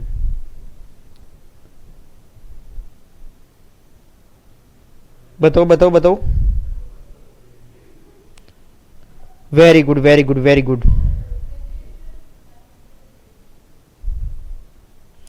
मेक्सिको में मिल्पा कहते हैं, मेक्सिको में मिल्पा कहते हैं प्यारे विद्यार्थियों, मैक्सिमो। हाँ, उत्तरी पूर्वी भारत में तो स्थानांतरित कृषि को झूम कृषि ही कहते हैं। डी होगा इसमें, ध्यान रखना। लदांग भी नहीं होगा। इंडोनेशिया में कहते हैं लदांग, तो ध्यान रखना, ठीक है। इंडोनेशिया में कहते हैं लदांग और मेक्सिको में कहते हैं मिल्पा। मेक्सिको में कहते हैं मिल्पा, इंडोनेशिया में कहते हैं लदांग और झूम कहते हैं उत्तरी पूर्वी भारत में। इसमें डी आंसर होगा, डी। गलत मत करना इस प्रश्न को, ठीक है। नहीं, अभी मैंने वापस चेक किया, अभी झूम कहते हैं इसे, झूम। ध्यान रखना, इंडोनेशिया में कहते हैं इंडोनेशिया में जो है, याद रखना, स्थानांतरित कृषि को कहते हैं लदांग। और मेक्सिको में कहते हैं मिल्पा, ठीक है। मेक्सिको में क्या कहते हैं? मिल्पा। और झूम कहते हैं उत्तरी पूर्वी भारत में। इस प्रश्न को भी हम गलत कर देते, ऑब्जेक्टिव में आ जाए तो ये गलत मत कर देना आप सभी, ठीक है। किसी भी क्वेश्चन में कोई डाउट है तो मुझे आप कमेंट भी कर सकते हो, या फिर कमेंट तो अब यहाँ ऑप्शन नहीं होगा, फिर भी कर सकते हो मुझे, ऐप के अंदर पूछ सकते हो आप। ये इसमें गंगा डेल्टा हो जाएगा, ठीक है। निम्न में से कौन सा एक भू उपयोग संवर्ग नहीं है? देखो प्रिय विद्यार्थियों, अपने चैप्टर पढ़ा होगा भू संसाधन कृषि वाला, उसके अंदर भूमि को 9 भागों में बांटा गया। उसमें से कौन सा प्रकार नहीं है? मैदानी भूमि, कृषि भूमि, प्रति भूमि, वन भूमि, कौन सा नहीं है? ये पूछा आपको। भू उपयोग संवर्ग नहीं है। मैदानी भूमि, कृषि भूमि, प्रतिभूमि या वन भूमि? प्रतिभूमि नहीं है। ऑप्शन नंबर सी इसमें राइट हो जाएगा, सी। ठीक है, सी हो जाएगा, सी, प्रतिभूमि नहीं है। चलो नेक्स्ट, किस फसल को उजला सोना कहा जाता है? कपास को कहते हैं उजला सोना। उजला सोना किसे कहते हैं? कपास को कहते हैं, बिल्कुल कपास है उजला सोना। ठीक है, किस फसल को उजला सोना कहा जाता है? तो कपास को उजला सोना कहा जाता है। वेरी वेरी मोस्ट क्वेश्चन है प्यारे विद्यार्थियों, याद कर लेना इसको।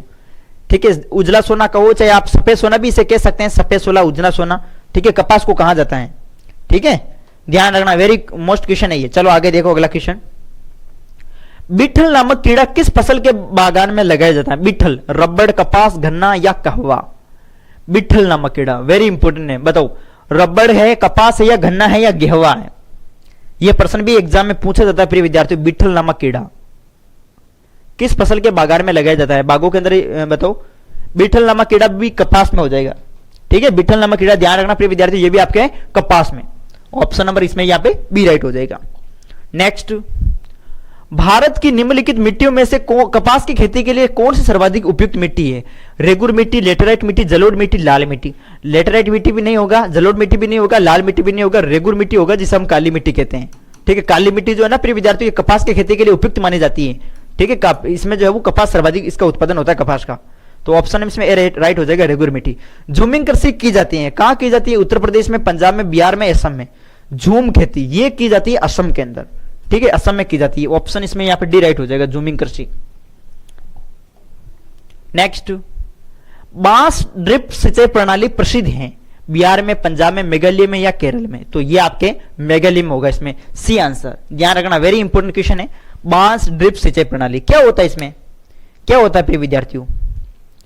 अरे बांस की नली के माध्यम से जो है इसमें पानी जो है बूंद बूंद गिरता है। ठीक है, इसलिए इसे यहाँ पे डिप तंत्र हमने क्योंकि पढ़ा होगा प्रिय विद्यार्थियों अपने पिछली क्लास के अंदर, या फिर आपने जो है 8वीं या 9वीं क्लास के अंदर पढ़ा होगा डिप तंत्र, छिड़काव तंत्र, ये विधियां थी ना। ठीक है, मेघालय में बिल्कुल इसमें मेघालय करना आपको। ठीक है, ये 200 साल पुरानी पारंपरिक विधि थी। ये प्रणाली जो है बांस के पाइपों का उपयोग करके नदियों और झरनों से पानी को खेतों तक पहुंचाती है। इस तकनीक में जो है वो गुरुत्वाकर्षण का उपयोग करके पानी को सैकड़ों मीटर तक ले जाया जाता है। ठीक है, तो इस प्रकार से आप बता सकते हैं, बांस के पाइपों का उपयोग करके नदियों और झरनों से पानी खेत तक पहुंचा जाता है, इसके माध्यम से आप बता देना, ये मेघालय में है ये। नेक्स्ट आगे देखो, निम्नलिखित में से कौन भारत में नीली क्रांति संबंधित है? नीली क्रांति तो यहाँ पे नीली क्रांति मत्स्य पालन हो जाएगा, यहाँ पे मत्स्य पालन। रेशम कीट पालन जो है वो आपके संबंधित है रेशम एपीकल्चर से, एपीकल्चर। ठीक है, मधुमक्खी पालन किससे फिर? हाँ बताओ, एपीकल्चर ये, हाँ मत्स्य पालन का संबंध तो यहाँ पे नीली क्रांति से, ये तो सही है, नीली क्रांति से संबंधित है आपके मत्स्य पालन। रेशम उत्पादन एपीकल्चर है या सेरिकल्चर है? रेशम का संबंध प्यारे विद्यार्थियों सेरिकल्चर से है, सेरिकल्चर से, सेरिकल्चर, सेरिकल्चर। ठीक है, मधुमक्खी पालन का ध्यान रखना, मधुमक्खी पालन, जब मधुमक्खी पालन किया जाता है तो इसको बोलते हैं एपीकल्चर। क्या बोलते हैं? Apiculture, apiculture. ये सेरिकल्चर है, बिल्कुल ध्यान रखना, रेशम उत्पादन सेरिकल्चर है। नेक्स्ट, फल एवं सब्जी का विस्तार भारत के किस क्षेत्र में है?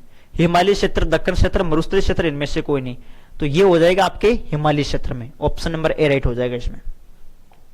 नेक्स्ट, गैर कृषि कार्यों में प्रयुक्त भूमि के अंतर्गत शामिल हैं ग्रामीण व शहरी बस्तियां, सड़कें व नहरें, उद्योग व दुकान, उपयुक्त सभी। तो गैर कृषि कार्यों में प्रयुक्त भूमि के अंतर्गत शामिल है उद्योग व दुकानें, क्योंकि वहां पर तो उस भूमि का तो कोई उपयोग ही नहीं है खेती के लिए, तो वो गैर कृषि कार्य ही हुआ। पूछ रहा है कि गैर कृषि कार्यों में प्रयुक्त भूमि जहां पर कृषि कर नहीं सकते हम, तो भाई उद्योग धंधे दुकानें वगैरह लगी हुई, तो वहां पर क्या खेती कर सकते हैं? नहीं, तो वो भूमि खेती के लिए नहीं है। ऐसी कृषि योग्य भूमि जो 1 वर्ष से अधिक लेकिन 5 वर्ष से कम समय तक कृषि रहित रहती है, वो क्या कहलाती है? ध्यान रखना, प्रश्न अच्छे से पूछ रहा है आपको, सही पूछा जा रहा है ये। ऐसी कृषि योग्य भूमि यानी ऐसी भूमि जहां हम खेती कर सकते हैं जो 1 वर्ष से तो अधिक लेकिन 5 वर्ष से कम, 1 साल से तो अधिक लेकिन 5 वर्ष से कम समय तक जो कृषि रहित रहती है, ऐसी भूमि को क्या बोलते हैं? ये होती है हमारी पुरातन प्रतिभूमि। कौन सी भूमि? पुरातन प्रतिभूमि। ऐसी भूमि जो 1 वर्ष से अधिक लेकिन 5 वर्ष से कम समय तक ऐसी खाली छोड़ रखी, ऐसी भूमि को पुरातन प्रतिभूमि कहा जाता है। ठीक है, ध्यान रखना। और वर्तमान प्रतिभूमि किसे कहते हैं? ये तो हमने कहा कि भाई 1 वर्ष से अधिक, लेकिन 5 वर्ष से कम, 1 वर्ष से कम समय तक जो छोड़ी जाती है वो होती है वर्तमान प्रतिभूमि। ठीक है, ध्यान रखना। चलो नेक्स्ट, निम्न में से भारत की प्रशासनिक इकाइयों के भौगोलिक क्षेत्र की सही जानकारी देने का दायित्व किस पर है? भू राजस्व विभाग, भारतीय सर्वेक्षण विभाग, योजना आयोग, नीति आयोग। निम्न में से भारत की प्रशासनिक इकाइयों के भौगोलिक क्षेत्र की सही जानकारी देने का दायित्व किस पर है, यह पूछा जा रहा है आपको। देखो, योजना आयोग तो होगा नहीं भाई, योजना आयोग तो हो ही नहीं सकता, नीति आयोग भी नहीं होगा, या तो होगा आपका भू राजस्व विभाग या होगा भारतीय सर्वेक्षण विभाग। तो इसमें भू राजस्व विभाग भी नहीं होगा, इसमें भारतीय सर्वेक्षण विभाग होगा। क्या होगा? भारतीय सर्वेक्षण विभाग, बी आंसर होगा इसमें। नेक्स्ट, निम्न फसलों में कौन सी एक खरीफ ऋतु की फसल नहीं है? देखो, अरहर है, जूट है, सरसों है, बाजरा। बाजरा खरीफ की फसल है, बाजरा, चावल, सरसों ने, जूट, अरहर। ये सरसों जो ना, सरसों ये आपके रबी की फसल है। कौन सी फसल है? सरसों रबी की फसल है। तो इसका जो आंसर होगा प्यारे विद्यार्थी वो सी होगा। ठीक है, नहीं पूछ रहा है यहाँ पे प्रश्न, क्या पूछा जा रहा है? प्रश्न पूछा जा रहा है कि निम्न में से, प्रश्न पूछ रहा है कि निम्न में से फसलों में से कौन सी एक खरीफ फसल ऋतु नहीं है? खरीफ की फसल यहाँ पे कौन सी नहीं है? तो सरसों नहीं है, सरसों में रबी की फसल है। ठीक है, चलो नेक्स्ट आगे देखो, निम्न में से कौन सा सिंचित क्षेत्रों में भू निम्नीकरण का मुख्य प्रकार है? अवनालिका अपर्दन, वायु अपर्दन, मृदा लवणता, भूमि पर सिल्ट का जमाव। बताओ प्यारे विद्यार्थियों, निम्न में से कौन से सिंचित क्षेत्रों में भू निम्नीकरण का मुख्य प्रकार है? बताओ, भू निम्नीकरण का मुख्य प्रकार है अवनालिका अपर्दन, या फिर वायु अपर्दन, या फिर मृदा लवणता, या फिर भूमि पर सिल्ट का जमाव। कौन सा है ये बताओ। देखिए, हाँ बिल्कुल, मृदा लवणता, सी ऑप्शन हो जाएगा। सिंचित क्षेत्रों में अत्यधिक सिंचाई के कारण जल भराव हो सकता है, जिससे मिट्टी में जो है वो लवणों की सांद्रता बढ़ जाती है। ठीक है, जिसे कहते हैं मृदा लवणता। ठीक है, और यह प्रक्रिया जो है भूमि की उत्पादकता और उपयोगिता के अंदर क्या लाती है? कमी लाती है, कमी। ठीक है, तो यहां पे मृदा लवणता इसका राइट आंसर हो जाएगा, मृदा लवणता। नेक्स्ट, शुष्क कृषि में निम्न में से कौन सी फसल नहीं बोई जाती है? रागी, ज्वार, मूंगफली, गन्ना। देखो प्रिय विद्यार्थी, दो प्रकार की कृषि, एक तो रहती है शुष्क कृषि और एक हमने देखा था आर्द्र कृषि। आर्द्र कृषि, शुष्क कृषि ऐसी कृषि होती है जहां 75% से कम वर्षा वाले क्षेत्रों के अंदर यह कृषि की जाती है। 75% से कम वर्षा वाले क्षेत्रों में कौन सी खेती करते हैं? शुष्क कृषि। आर्द्र कृषि ये 75% से अधिक वर्षा वाले क्षेत्रों में की जाती है। तो शुष्क कृषि में कौन सी फसल नहीं बोई जाती है? भाई जाहिर सी बात है, गन्ना। गन्ने के लिए जो अधिक पानी चाहिए, तो गन्ना इसका राइट आंसर हो जाएगा ना। ये आपके कौन सी फसल है? आर्द्र कृषि है। बाकी तो ये सभी आपके शुष्क कृषि है। नेक्स्ट, मतलब इनके लिए कम जल चाहिए, गन्ने के लिए अधिक जल चाहिए। अधिक जल चाहिए तो वो आर्द्र कृषि हो जाएगी, कम जल चाहिए तो वो शुष्क कृषि हो जाएगी। निम्नलिखित में से कौन सा कृषि आधारित उत्पादन नहीं है? अच्छा, कृषि आधारित उत्पादन नहीं, चीनी, नमक, कॉफी, चाय। बताओ, नमक नहीं। भाई ये कृषि से प्राप्त होते हैं क्या? नमक खेती से प्राप्त होता है। नमक, नमक तो समुद्र से प्राप्त होता है ना, तो ये कैसे होगा फिर? उत्तर भारत में वे कौन सी खरीफ फसल है जिसे मुख्यतः चारे के लिए उगाया जाता है? चारे के लिए, तो वो है आपके ज्वार। ज्वार, ज्वार ये होती है चावल के, चावल अपने चारे के लिए, पशुओं को खिलाने के लिए, चारे के लिए उगाई जाती है ज्वार। कौन से देशों में गेहूं व चावल की अधिक उत्पादकता की किस्में विकसित की गई? गेहूं व चावल, मैक्सिको और फिलीपींस में, Japan, Australia, America, Japan, Mexico और सिंगापुर में। इसमें मैक्सिको और सिंगापुर आंसर हो जाएगा। ठीक है, मैक्सिको और सिंगापुर आंसर हो जाएगा। वेरी इंपॉर्टेंट प्रश्न है प्यारे विद्यार्थियों, याद रखना, पूछा जा सकता है कि कौन से देशों में गेहूं व चावल की अधिक उत्पादकता की किस्में विकसित की गई थी।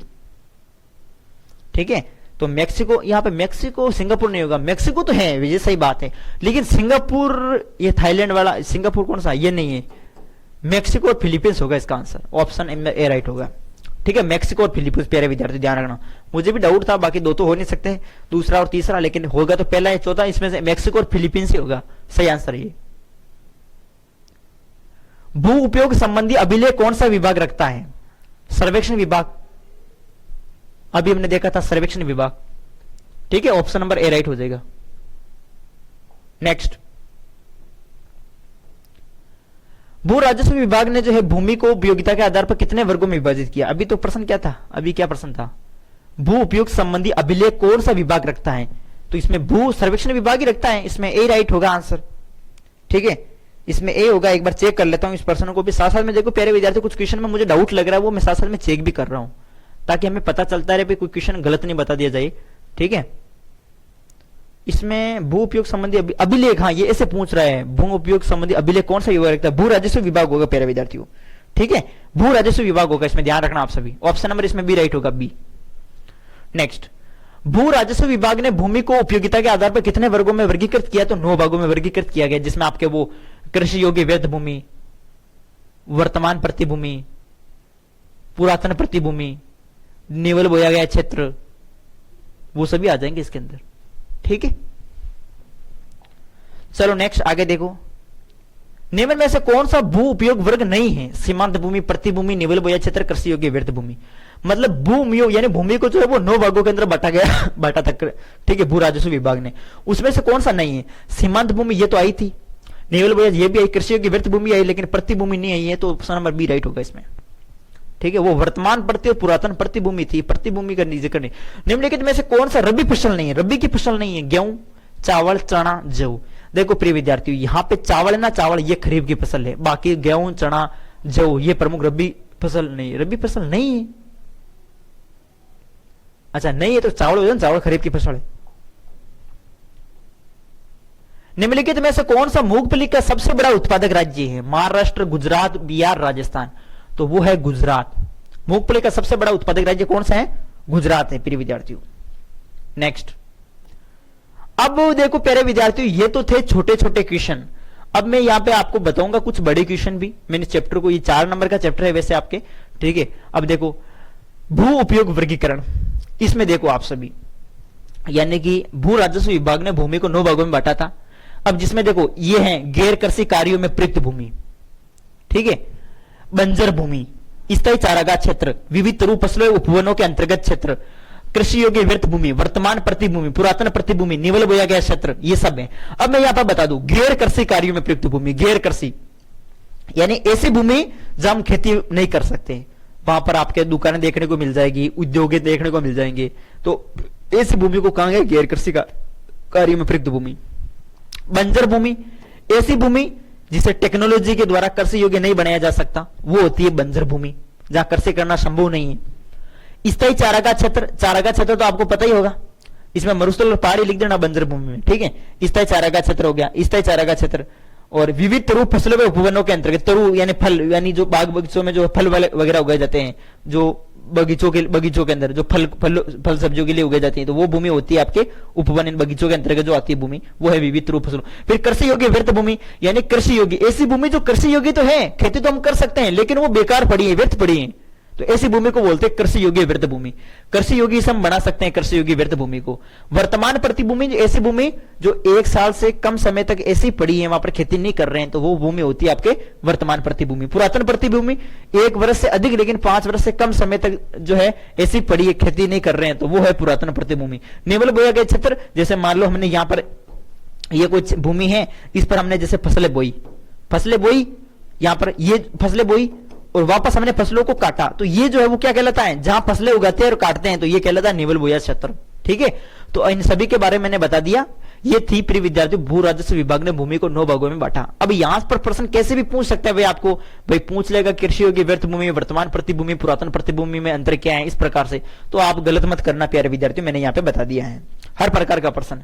और इस चैप्टर से बड़ा प्रश्न अगर ये पूछा तो कि भारतीय कृषि की समस्याएं बताओ, 1.5 नंबर के अंदर ऐसे प्रश्न आ सकता है कि भारतीय कृषि की कौन कौन सी समस्याएं हैं। अब ये पॉइंट याद कर लेना, मेन हेडिंग ही याद करवाता हूं मैं आपको। देखो प्रिय विद्यार्थियों, बोली कोई भी क्लास, चाहे पॉलिटिकल हो, ज्योग्राफी हो, हिस्ट्री हो, मैं कोई भी सब्जेक्ट पढ़ाऊंगा तो मेन हेडिंग ही याद करवाता हूं आपको।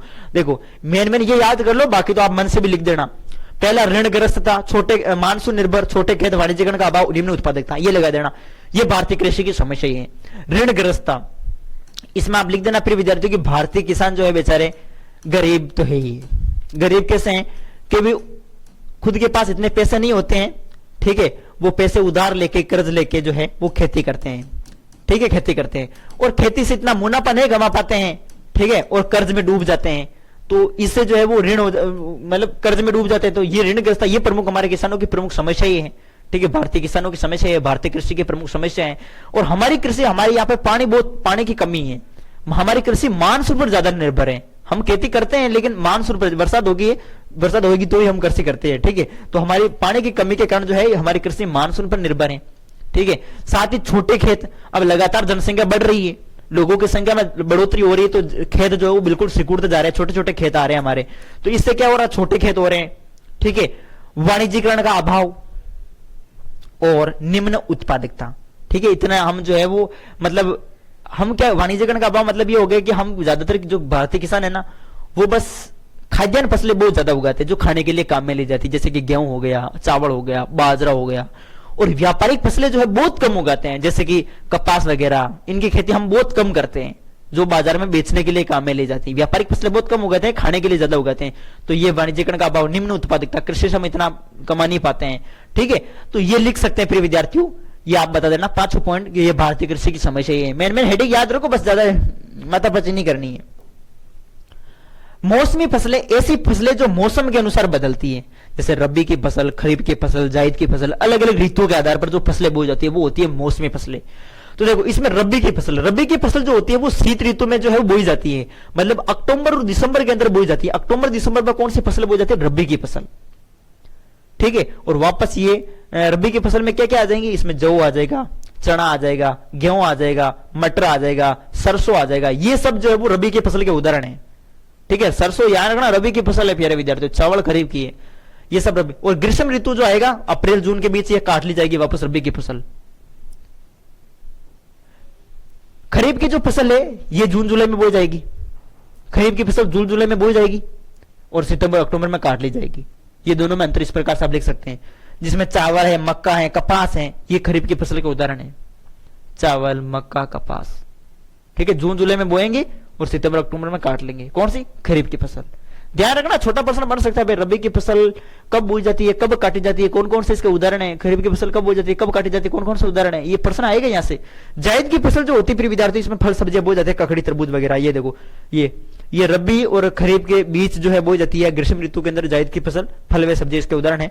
और यहाँ पे देखो कुछ मैंने यहाँ पे समझा रखा है, पहले मैंने समझाए थे इन क्वेश्चन चैप्टर को। देखो कृषि यानी कृषि किसे कहेंगे, कृषि किसे कहेंगे, खेती किसे कहते हैं, मनुष्य की देखरेख में प्राकृतिक परिस्थिति के अनुकूल उगाए गए छोटे से छोटे पौधे से लगाकर विशाल कई वृक्षों तक को कृषि कहा जाता है। और कृषि को 2 भागों में बांटा गया है, एक तो होती है आपके सामने सिंचित कृषि, एक होती है वर्षा निर्भर कृषि। सिंचित कृषि में क्या होता है, इसमें सिंचाई सुविधा उपलब्ध होती है। ठीक है, सिंचाई के जरिए हम कृषि करते हैं। सिंचित कृषि में नाम से पता चल रहा है सिंचित कृषि, जिसमें सिंचाई सुविधा उपलब्ध हो। और जो सिंचित कृषि, इसको 2 भागों में बांटा गया है, एक तो है रक्षित सिंचाई, एक है उत्पादक सिंचाई, रक्षित और उत्पादक सिंचाई। और इधर वर्षा निर्भर जो कृषि, इसको 2 भागों में बांटा गया है, एक तो आर्द्र कृषि, एक शुष्क कृषि। देखो प्रिय विद्यार्थियों, आर्द्र कृषि मैंने अभी भी बताया था आपको कि ऐसी कृषि जो 75% से अधिक वर्षा वाले क्षेत्रों में की जाती है। 75% से अधिक वर्षा वाले क्षेत्रों में जो कृषि की जाती है वो होती है आर्द्र भूमि कृषि। और 75% से कम वर्षा वाले क्षेत्रों के अंदर जो कृषि की जाती है वो होती है आपके शुष्क कृषि, जिसमें मैंने आपको बताया था इसमें सभी प्रकार की फसलें बोई जाएगी। और इसमें जो है चावल, चाय, ये हो जाएगी आपकी चावल, चाय, गन्ना वगैरह। गन्ना इसमें अधिक जल चाहिए ना, बाकी गेहूं, जवार, बाजरा, ये सब इसमें आ जाएगी शुष्क कृषि में। ठीक है, ये ध्यान रखना प्रिय विद्यार्थियों। अब एक फसल चावल है, चावल वैसे पूछा जाता है खाद्यान्न फसलों में। बाकी तो मैं आपको यही कहना चाहूंगा कि एक बार आप और अच्छे से पढ़ लेना प्यारे विद्यार्थियों, चैप्टर की थ्योरी और पढ़ लेना। मैंने थ्योरी समझा रखी है, थ्योरी से और अच्छे से समझ में आ जाएगा। थ्योरी पढ़ना बहुत जरूरी है।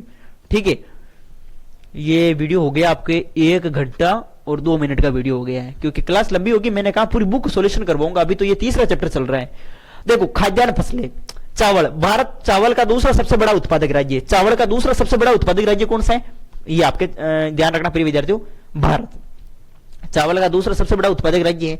अब ये प्रमुख खाद्यान्न फसलें खाने के लिए काम में ली जाती हैं और 25 डिग्री सेल्सियस से ज्यादा तापमान में इसकी जरूरत होती है। ठीक है, और इसे उगाने के लिए जो है वो अधिक पानी चाहिए। और राज्य जैसे बात करें तो हरियाणा है, पंजाब है, उत्तर प्रदेश है, ये खाद्यान्न में चावल उत्पादन करने वाले राज्य हैं, हरियाणा, पंजाब, उत्तर प्रदेश।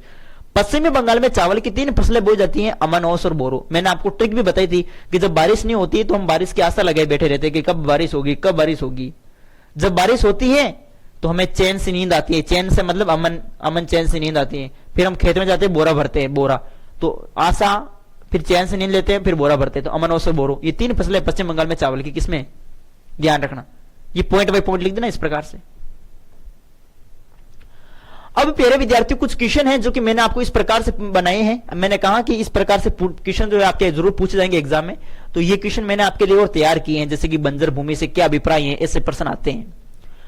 बंजर व व्यर्थ भूमि, वह भूमि जो प्रचलित प्रौद्योगिकी की मदद से कृषि योग्य नहीं बनाई जा सकती, जैसे बंजर पहाड़ी भूमि, मरुस्थल, ठीक है, आदि, इन्हें कृषि योग्य भूमि में वर्गीकृत किया गया है।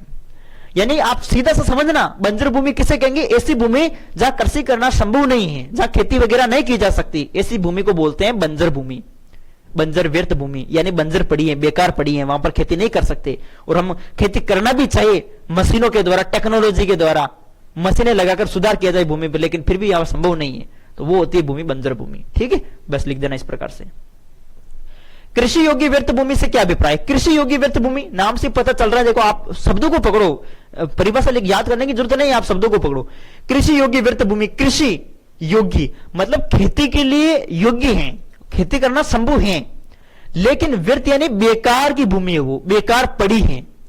खेती तो हम कर सकते हैं लेकिन बेकार पड़ी है, कुछ समय के लिए ऐसे छोड़ रखी है, तो ऐसी भूमि को कहते हैं कृषि योग्य व्यर्थ भूमि। परिभाषा देखो, कृषि योग्य व्यर्थ भूमि वह भूमि जो पिछले 5 वर्षों तक या अधिक समय तक प्रति या कृषि रहित रहती है, इस संवर्ग में सम्मिलित की जाती है। तो वह भूमि तकनीकों द्वारा इसे सुधार कर कृषि योग्य बनाया जा सकता है, टेक्नोलॉजी के द्वारा इसे कृषि योग्य बनाया जा सकता है। जो मतलब एक साल मतलब पिछले 5 वर्षों तक अधिक समय तक, पिछले 5 वर्ष से अधिक समय तक ऐसी पड़ी है, तो ऐसी भूमि को बोलते हैं कृषि योग्य व्यर्थ भूमि। ठीक है, बता देना इस प्रकार से। देखो कृषि योग्य व्यर्थ भूमि क्या होती है, 5 साल से अधिक समय तक ऐसे पड़ी रहती है। फिर हम अगर मशीनों के द्वारा उसे कृषि योग्य भी बना सकते हैं, तो वो भूमि कृषि योग्य व्यर्थ भूमि होगी। पुरातन प्रतिभूमि, ये 5 वर्ष से कम समय तक, 1 वर्ष से तो अधिक, लेकिन 5 वर्ष से कम समय तक ऐसी पड़ी रहती है, तो ऐसी भूमि को बोलते हैं पुरातन प्रतिभूमि। वर्तमान प्रतिभूमि जो 1 वर्ष से कम समय तक ऐसे पड़ी है, तो वो होती है वर्तमान प्रतिभूमि। ये अंतर है तीनों में, ध्यान रखना। पुरातन प्रतिभूमि ये वे भी कृषि योग्य भूमि है जो 1 वर्ष से अधिक लेकिन 5 वर्ष से कम समय तक कृषि रहित रहती है, मतलब वहां पर खेती वगैरह नहीं कर रहे हैं। अगर कोई भूभाग 5 वर्ष से अधिक समय तक कृषि रहित रहता है, तो इसे कृषि योग्य व्यर्थ भूमि। 5 वर्ष से अधिक होगा तो वो होगा कृषि योग्य व्यर्थ भूमि, और 5 वर्ष से कम होगा तो वो होगा पुरातन प्रतिभूमि, और 1 वर्ष से कम होगा तो वो होगा वर्तमान प्रतिभूमि। ये ध्यान रखना, ये परिभाषा, यही परिभाषा है। नेक्स्ट, निवल बोया क्षेत्र, मैंने बताया ना, निवल बोया क्षेत्र वे भूमि जिस पर फसलें उगाई वे काटी जाती है, वे निवल बोया क्षेत्र कहलाता है। उगाते हैं और काटते हैं वो क्षेत्र निवल बोया क्षेत्र। भारत में भू संसाधनों का महत्व उन लोगों के लिए अधिक है जिनकी आजीविका कृषि पर निर्भर है। स्पष्ट कीजिएगा। देखो प्रश्न इंपॉर्टेंट है प्रिय विद्यार्थियों, हर प्रकार के क्वेश्चन में लेकर आ रहा हूं आपके सामने। भारत में भू संसाधनों का महत्व उन लोगों के लिए अधिक है जिनकी आजीविका कृषि पर निर्भर है। भूमि का महत्व किसके लिए, पहले ये बताओ। भूमि किसके लिए, भूमि का महत्व किसके लिए? क्या टीचर के लिए भूमि का महत्व है? क्या डॉक्टर के लिए भूमि का महत्व है? क्या वो बिजनेसमैन शहर में बैठे बैठे वो बैठे रहते हैं, उनके लिए कृषि का महत्व? नहीं। कृषि का महत्व किसके लिए, भूमि का महत्व किसके लिए? किसानों के लिए। किसके लिए? किसान के लिए। किसान ही खेती करता है, ठीक है। तो भारत में भू संसाधनों का महत्व, भूमि का जो महत्व है वो उन लोगों के लिए अधिक है जिनकी आजीविका किस पर निर्भर है? कृषि पर निर्भर है, जो खेती वगैरह करते हैं, उनके लिए जो है भूमि का अधिक महत्व है। तो देखो इसमें आप लिख सकते हैं कि भारत में भू संसाधनों का महत्व उन लोगों के लिए अधिक है जिनकी आजीविका जो है, रोजगारी वही है, खेती ही हमारा रोजगार है, तो कृषि पर निर्भर है, स्पष्ट करो। तो देखो इसमें आप लिखेंगे पहला पॉइंट, कृषि पूरी तरह से भूमि पर आधारित है। ये तो आपको पता है भाई, हम खेती वगैरह करते हैं तो भूमि होगी तो ही खेती करेंगे, अगर भूमि नहीं है तो खेती कैसे करेंगे, ठीक है, जमीन चाहिए हमें। भूमिहीनता का ग्रामीण क्षेत्रों में जो है वो गरीबी से प्रत्यक्ष संबंध माना जाता है। यानी इनका मतलब यह है कि भाई जिनके पास भूमि नहीं है, जिनके पास भूमि नहीं है, जमीन नहीं है, तो उन्हें कहीं ना कहीं गरीबों का सूचक माना जाता है। गरीबी का, किसका सूचक माना जाता है? गरीबी का। मतलब गांवों के अंदर तो ऐसा ही माना जाता है, जिनके पास जमीन नहीं है, दूसरों की जमीनों पर वो खेती करते, तो उनको कहीं ना कहीं गरीबों का ही सूचक माना जाता है, ठीक है भाई, वो गरीब है, जिनके पास जमीन नहीं है वो गरीब है, ऐसा माना जाता है। दूसरा, भूमि की गुणवत्ता, यानी कि भूमि की क्वालिटी। गुणवत्ता कृषि उत्पादन को प्रभावित करती है और अन्य कार्यों की नहीं। भूमि की जो क्वालिटी होती है, जो गुणवत्ता होती है, अगर फिर भी ज्यादा भूमि उपजाऊ, देखो अगर भूमि उपजाऊ नहीं है तो वहां पर खेती करना संभव नहीं है। मतलब खेती तो हो जाएगी लेकिन इतना जो है वो नहीं होगा। ठीक है, भूमि का उपजाऊ होना भी जरूरी है, भूमि की क्वालिटी भी जो है मायने रखती है। ग्रामीण क्षेत्रों में भूमि का स्वामित्व आर्थिक मूल्य के साथ साथ सामाजिक सम्मान से भी जुड़ा हुआ है। ठीक है, गांवों के अंदर, ग्रामीण क्षेत्रों में भूमि का जो स्वामित्व है वो आर्थिक मूल्यों के साथ साथ, हम पैसे तो कमाते ही हैं भाई भूमि से, खेती वगैरह करके। ठीक है, कैसे हमारा आजीविका कृषि पर ही निर्भर है किसानों की, तो लेकिन इससे कहीं ना कहीं जो है वो सामाजिक सम्मान से भी जुड़ा हुआ है। आर्थिक मूल्यों के साथ साथ जो है वो सामाजिक सम्मान से भी जुड़ा हुआ है। ऐसा ग्रामीण क्षेत्रों में ऐसा माना जाता है कि जिनके पास अधिक जमीन है, ठीक है, अब पहले जो है पहले रिश्ते होते थे तो वो जमीन को देखकर ही रिश्ते हो जाते थे कि भाई इनके पास इतने जमीन है, मतलब ये अमीरी है, इनके सगाई हो जाती थी, रिश्ता हो जाता था। ठीक है, तो ये इस प्रकार से आप बता सकते हो। नेक्स्ट, भारत में कृषि योग्य भूमि का निम्नीकरण किस प्रकार कृषि की गंभीर समस्याओं में से एक है, कारण लिखिएगा। वेरी इंपोर्टेंट प्रश्न है। भारत में कृषि योग्य भूमि का निम्नीकरण किस प्रकार कृषि की गंभीर समस्याओं में से एक है, कारण लिखिएगा। भारत में कृषि योग्य भूमि का निम्नीकरण किस प्रकार कृषि की गंभीर समस्याओं में से एक है, कारण लिखो। तो भूमि संसाधनों के निम्नीकरण के प्रमुख कारण इस प्रकार से हैं। देखो, नहर द्वारा अत्यधिक सिंचाई जिसके कारण लवणता क्षारीयता में वृद्धि होती है। हम क्या करते हैं फिर विद्यार्थी, जो नहर होती है, नहर के माध्यम से हम जो है बार बार जो है फसलों को पानी पिलाते हैं, सिंचाई करते हैं। इसमें नहर के पानी में क्या होता है, क्षारीयता, लवणता जो है वो ज्यादा होती है। ठीक है, जिससे कि जो भूमि होती है, जमीन जो होती है, उसमें जो है मिट्टी में जो है वो लवणता यानी क्षारीयता में वृद्धि हो जाती है। ठीक है, तो ये जो है कहीं ना कहीं जो है ये कृषि योग्य भूमि का निम्नीकरण का एक प्रमुख समस्या है। ठीक है, अगर बार बार जो है वो मिट्टी की क्षारीयता, लवणता ज्यादा हो जाएगी तो वो मिट्टी जो है वो खराब होने लग जाएगी, वहां पर फसल नहीं करेंगे। ठीक है, फसल अच्छे से नहीं ले पाएंगे। कीटनाशकों का अत्यधिक प्रयोग, ठीक है, फसलों पर हम छिड़काव करते हैं दवाइयों का, तो वो भी यहाँ पे कहीं ना कहीं नुकसान ही है। ठीक है, तो यह कीटनाशकों का अत्यधिक प्रयोग, जल क्रांतता, पानी का भराव होना, साथ ही फसलों को हेर फेर करके ना बोना। ठीक है, हेर फेर करने के ना बोना, इसका मतलब क्या हुआ, हेर फेर करने का मतलब हो गया प्रिय विद्यार्थी, जैसे कि मान लो ये भूमि है कोई, अब इसमें हम जो है बार बार इसमें गेहूं भी बोल लिया, अब की बार वापस जो आने वाले समय के अंदर वापस गेहूं बोल लिया, वापस हमने गेहूं बोल लिया, गेहूं एक ही एक फसल को बार बार हम रिपीट कर रहे हैं, एक ही एक फसल को, तो इससे भी जो है भूमि खराब हो सकती है। तो यानी कि फसलों को हेर फेर करके ना बोना। ठीक है, फसलों को हेर फेर करके बोना चाहिए। भाई अब की बार जैसे गेहूं बोल दी तो अगले बार जो हमें यहाँ पे सरसों बो देना चाहिए, सरसों बो दी तो अगले बार चावल बो देना चाहिए। तो इस प्रकार से बदल बदल के हमें फसलों को बोना चाहिए। ठीक है, दलहन फसलों को कम बोना चाहिए, सिंचाई पर अत्यधिक निर्भर फसलों को उगाना। तो इस प्रकार से ये सब लिख सकते हैं। भारत में कृषि योग्य भूमि का निम्नीकरण किस प्रकार कृषि की गंभीर समस्या में से एक है। तो इस तरीके से ये उदाहरण लिख देना आप सभी। ठीक है, यानी कि भूमि की जो क्वांटिटी है, भूमि की जो गुणवत्ता है, उसमें किस प्रकार से गिरावट देखने को मिल रही है। तो नहर द्वारा हम सिंचाई कर रहे हैं, कीटनाशक जो दवाइयां है वो उनका अत्यधिक हम प्रयोग कर रहे हैं। ठीक है, और बार बार ये जल क्रांतता, ये भी पानी का भराव, ये लगातार किसी भूमि पर अगर पानी भरा रहता है, बार बार जमीन पर किसी पानी भरा रहता है, ठीक है, रपट खडीन ये हो गई ना, तो वहां पर जो है प्रिय विद्यार्थी, अगर पानी बार बार भरा हुआ तो वो मिट्टी खराब हो जाएगी, वहां पर फिर कृषि नहीं कर सकते। ठीक है, चलो फिर अगला चैप्टर देख लेते हैं, चौथा चैप्टर जल संसाधन। वीडियो हो गया आपके सामने 1 घंटा और 12 मिनट का। चलो चौथा चैप्टर शुरू होता है जल संसाधन। ये आपके 1.5 नंबर का चैप्टर है, कहीं ना 1.5 नंबर का।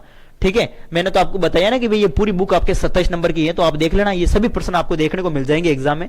बस आप सभी विद्यार्थी क्लास को देख लेना ध्यानपूर्वक। जल एक कैसा संसाधन है, ऑब्जेक्टिव में आएगा प्रश्न। तो जल ध्यान रखना, जल एक चक्रीय संसाधन है। कैसे है चक्रीय संसाधन? चक्रीय संसाधन इस प्रकार से, जैसे मान लो वो ये समुद्र भरा हुआ है, ये समुद्र भरा हुआ है। अब समुद्र भरा हुआ है तो प्रिय विद्यार्थी सूर्य की किरणें जो है इस पर पड़ेगी। ठीक है, तो पानी का क्या होगा, वाष्पीकरण होगा।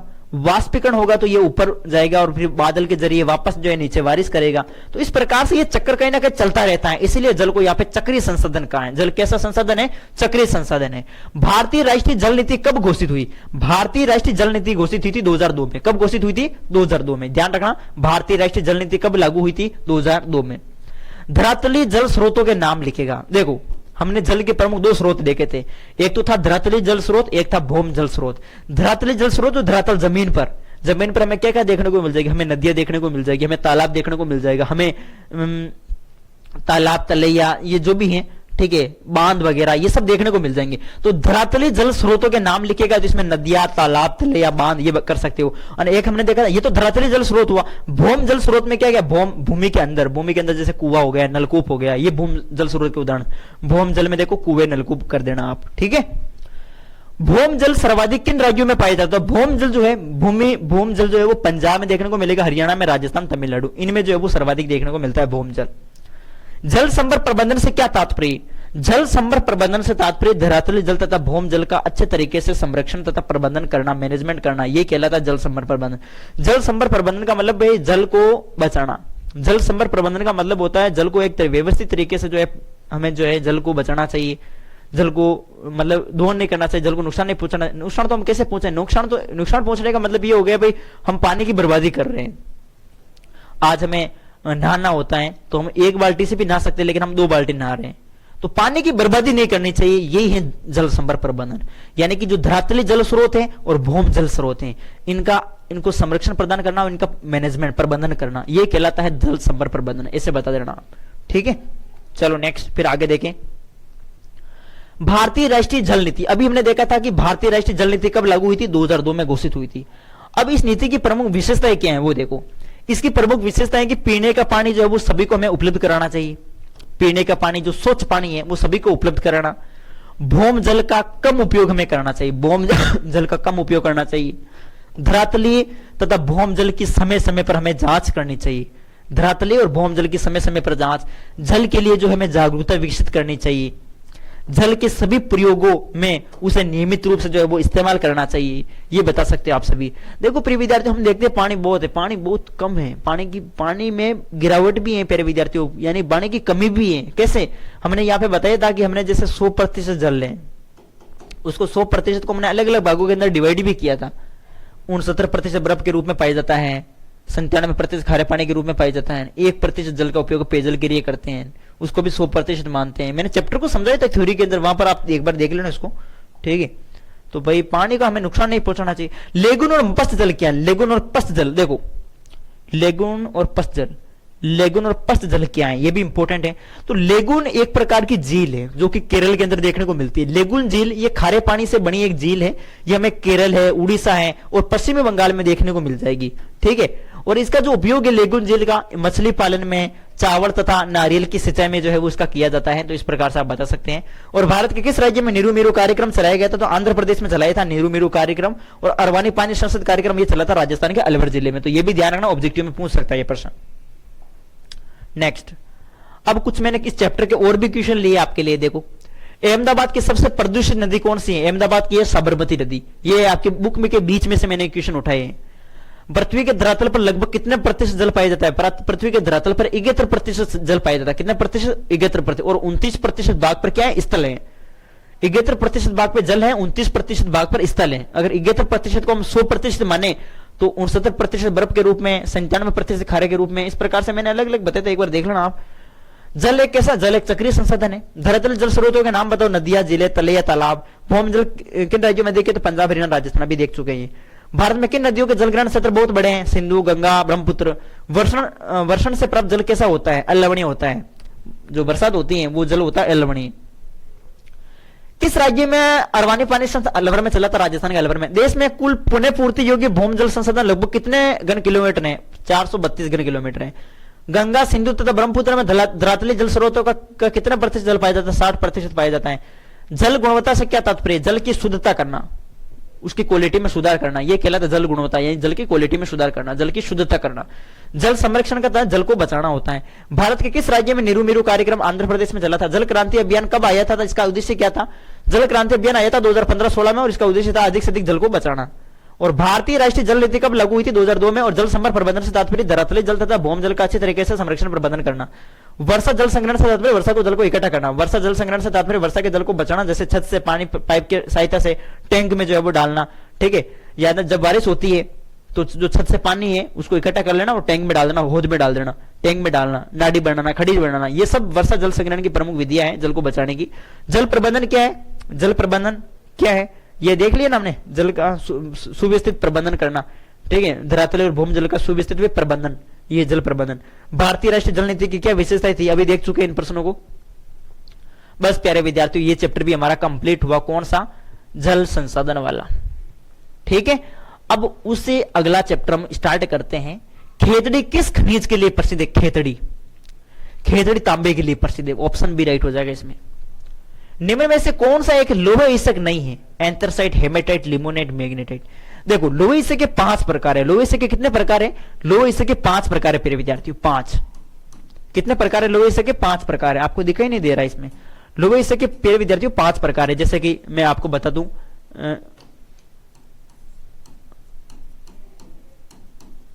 Magnetite, haematite, limonite, siderite, laterite. ये लोह ईसक के प्रमुख 5 प्रकार है। अब एक लोह ईसक नहीं है, कौन सा नहीं है? देखो, एंथ्रासाइट, हेमेटाइट, लिमोनाइट, मैग्नेटाइट। अब यहां पे लोह ईसक नहीं है, कौन सा नहीं है? मैग्नेटाइट है क्या इसमें? मैग्नेटाइट है, ये तो है। हेमेटाइट है क्या इसमें? हेमेटाइट भी है। लिमोनाइट है क्या? लिमोनाइट भी है। सीडेराइट है क्या? सीडेराइट नहीं है, लेटेराइट। एंथ्रासाइट, ये यहां पे लोह ईसक का प्रकार नहीं है। तो फिर लोह ईसक का प्रकार नहीं है तो एंथ्रासाइट कौन है? अरे एंथ्रासाइट कोयले का प्रकार है। कोयले के भी कितने प्रकार हैं? कोयले के भी 4 प्रकार हैं। जैसे कि एंथ्रासाइट है, एंथ्रासाइट, लिग्नाइट, बिटुमिनस, पीट, ये 4 हैं कोयले के प्रकार भी। तो इसमें एंथ्रासाइट कोयले का प्रकार है, ना कि लोह ईसक का। तो इसमें ऑप्शन नंबर ए राइट हो जाएगा। मैं तो यहां पर बता रहा हूं प्यारे विद्यार्थियों, बाकी ध्यान रखना। भारत में किस किस्म का जो है वो लोह ईसक पाया जाता है? भारत में कोयला कौन सा पाया जाता है? भारत में बिटुमिनस कोयला पाया जाता है। भारत में राजस्थान में पाया जाता है लिग्नाइट किस्म का कोयला। ठीक है, निम्न में से किस राज्य में कोयले का सबसे अधिक भंडार है? कोयले का सबसे अधिक भंडार कहां है? बताओ। पश्चिमी बंगाल, झारखंड, ओडिशा, मध्य प्रदेश। कोयले का तो मेरे हिसाब से झारखंड में होना चाहिए था। एक बार इस प्रश्न को आप चेक कर लेना, मैं आपको चेक करके बता दूंगा इसका आंसर। इसकी पीडीएफ उपलब्ध करवाऊंगा तो सभी का आंसर मैं बताऊंगा उसके अंदर। ठीक है, मेरे हिसाब से झारखंड होगा। कोयले का सबसे बड़ा उत्पादक झारखंड ही होगा इसमें। तांबा उत्पादक में अग्रणी राज्य कौन सा है? तांबा में राजस्थान है। ठीक है, तांबा में राजस्थान हो जाएगा। लोह ईसक उत्पादक क्षेत्र कौन है? लोह ईसक में ओडिशा हो जाएगा। ओडिशा, ओडिशा ध्यान रखना आप सभी विद्यार्थी। ओडिशा, ये क्या चल्लू हो गया रे? लोह ईसक में ध्यान रखना आप सभी, ओडिशा इसमें करना। लोह ईसक उत्पादक क्षेत्र कौन सा? ओडिशा। विजयनगर इस्पात केंद्र किस राज्य में स्थित है? विजयनगर, कर्नाटक, तमिलनाडु, केरल, आंध्र प्रदेश। इसका आंसर मुझे बताना आप सभी विद्यार्थी फटाफट। विजयनगर इस्पात केंद्र किस राज्य में?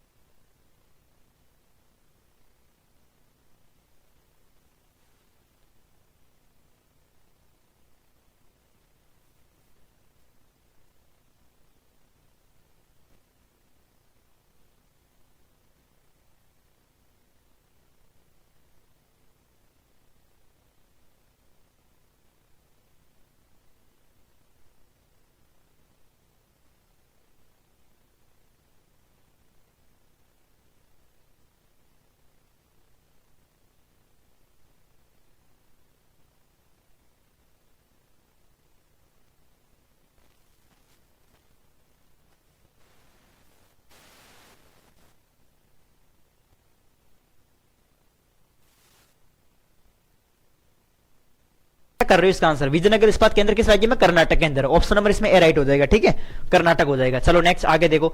रावतभाटा परमाणु ऊर्जा संयंत्र किस राज्य में स्थित है? रावतभाटा, रावतभाटा प्यारे विद्यार्थियों चित्तौड़गढ़ में है। चित्तौड़गढ़ राजस्थान में। ऑप्शन नंबर ए राइट हो जाएगा।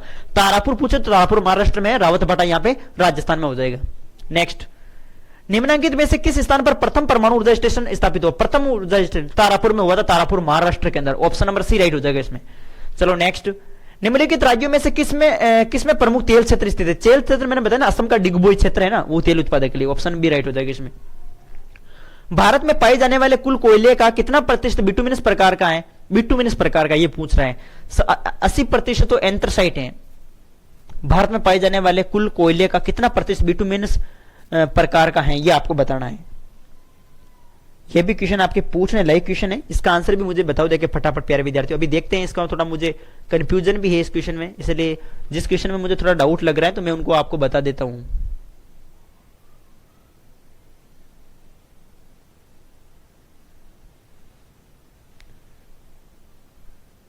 B2 मीनस इसमें 80 बता रहा है, बिल्कुल 80% बता रहा है प्यारे विद्यार्थियों, शायद इसमें 80% ही होगा। ठीक है, भारत में पाए जाने वाले कोयले का कितना प्रतिशत बिटुमिनस प्रकार का है, तो बिटुमिनस प्रकार का 80%, बिल्कुल सही कहा है। भारत में पाए जाने वाले कुल कोयले का कितना प्रतिशत बिटुमिनस प्रकार का, तो 80% हो जाएगा, सी आंसर, ध्यान रखना। नेक्स्ट आगे देखो, इनमें से कौन लौह इस्पात उत्पादक केंद्र है? लौह इस्पात उत्पादक केंद्र है, बताओ। बादाम पाड़ है, बादाम पाड़ हो जाएगा इसमें मेरे हिसाब से, बादाम पाड़ ही होगा, बादाम पाड़। एक बार चेक कर लेते इसको भी, लौह इस्पात उत्पादन केंद्र है, इनमें से कौन सा लौह इस्पात केंद्र है? इनमें से सभी बता रही। चलो चलो, गुरु महिसानी किरीबुरु, बादाम पाड़ भी है, गुरु महिसानी और किरीबुरु, ये सब जो है लौह उत्पादन केंद्र है। ठीक है, डी हो जाएगा। बॉक्साइट का सबसे बड़ा उत्पादक राज्य कौन सा? बॉक्साइट का ओडिशा हो जाएगा, ओडिशा। रावतभाटा परमाणु ऊर्जा केंद्र किस शहर के निकट अवस्थित है? रावतभाटा पिलानी के निकट स्थित है। रावतभाटा चित्तौड़गढ़ में है, पिलानी झुंझुनू के निकट स्थित है। ऑप्शन नंबर इसमें डी राइट हो जाएगा, डी। ठीक है, ध्यान रखना प्यारे विद्यार्थियों, पिलानी झुंझुनू के निकट स्थित है, पिलानी झुंझुनू में पड़ता है, उसके निकट स्थित है ये। बस 2 मिनट रुकना, इसको चेक कर लेते हैं एक बार।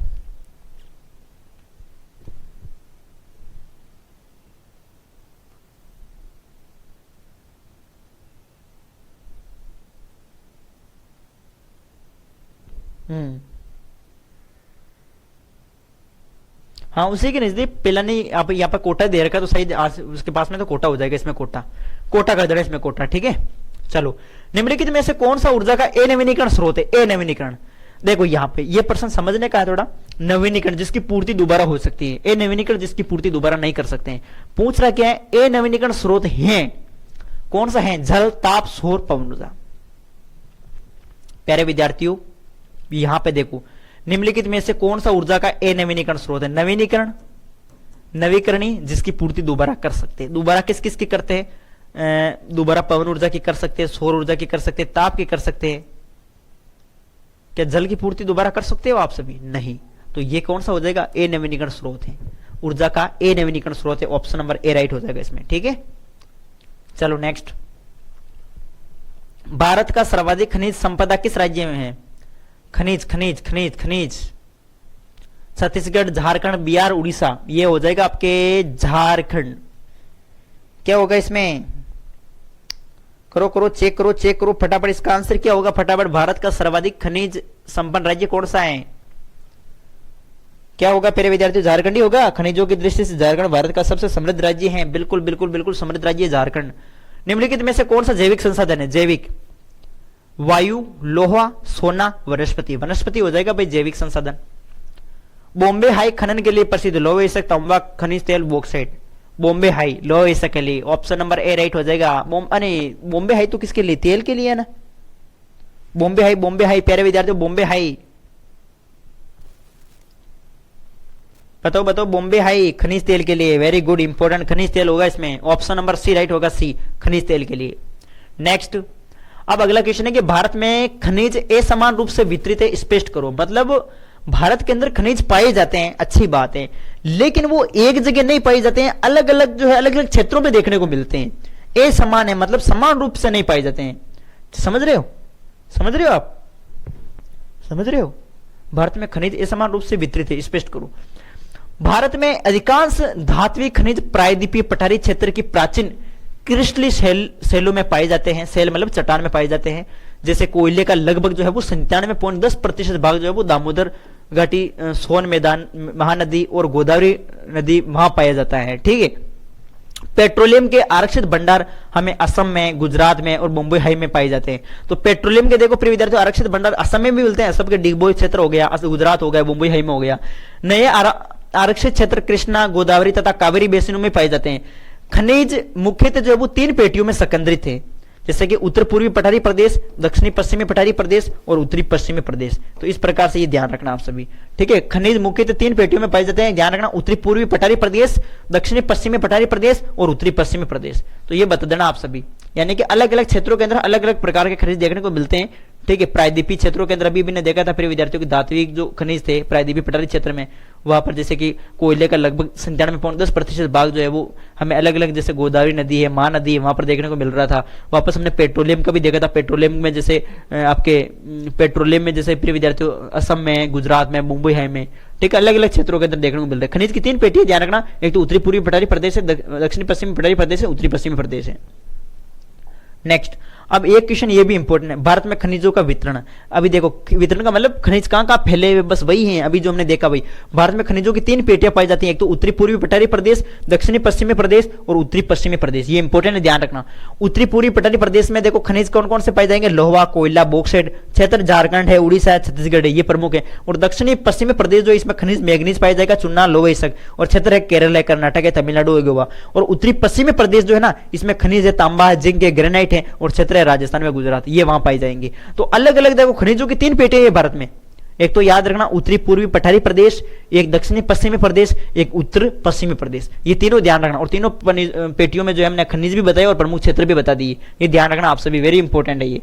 चलो नेक्स्ट, अब अगला, हाँ यही चैप्टर है अभी, खनिज तथा ऊर्जा संसाधन, यही चल रहा है। ऊर्जा खनिज संसाधन किसे कहते हैं? भूमि से खनन क्रियाओं के द्वारा निकाले गए भौतिक और रासायनिक पदार्थ जो मानव के लिए उपयोगी है, वे क्या कहलाते हैं? खनिज संसाधन कहलाते हैं। खनिजों को 2 भागों में बांटा गया है, एक तो धात्विक खनिज होते हैं, दूसरे अधात्विक खनिज होते हैं। धात्विक खनिज ऐसे खनिज जिसमें धातु की मात्रा पाई जाती है, जिसमें धातु के अंश पाए जाते हैं, वो तो होते हैं धात्विक खनिज। और जिसमें धातु की मात्रा नहीं पाई जाती वो होते हैं अधात्विक खनिज। अब यहाँ पे धात्विक खनिज को भी 2 प्रकार है, लोहे धातु प्रदान और अलोहे धातु प्रदान। लोहे धातु प्रदान जिसमें लोहा पाई जाता है, अलोहे धातु प्रदान जिसमें लोहा नहीं पाई जाता है, ठीक है। और लोहा कौन कौन पाया जाता है? जैसे निकिल है, कोबाल्ट है, टंगस्टन है, वो लोहे धातु प्रदान है। बाकी बच गए वो एलोहे धातु प्रदान हो जाएंगे। अधात्विक खनिजों को भी 2 भागों में बांटा गया है, इसमें ईंधन खनिज है और अन्य अधात्विक खनिज। ईंधन खनिज में कोयला, पेट्रोल, प्राकृतिक गैस है। और अन्य अधात्विक खनिज में माइका, चूना, पत्थर, ग्रेफाइट, ये लिख देना, ठीक है।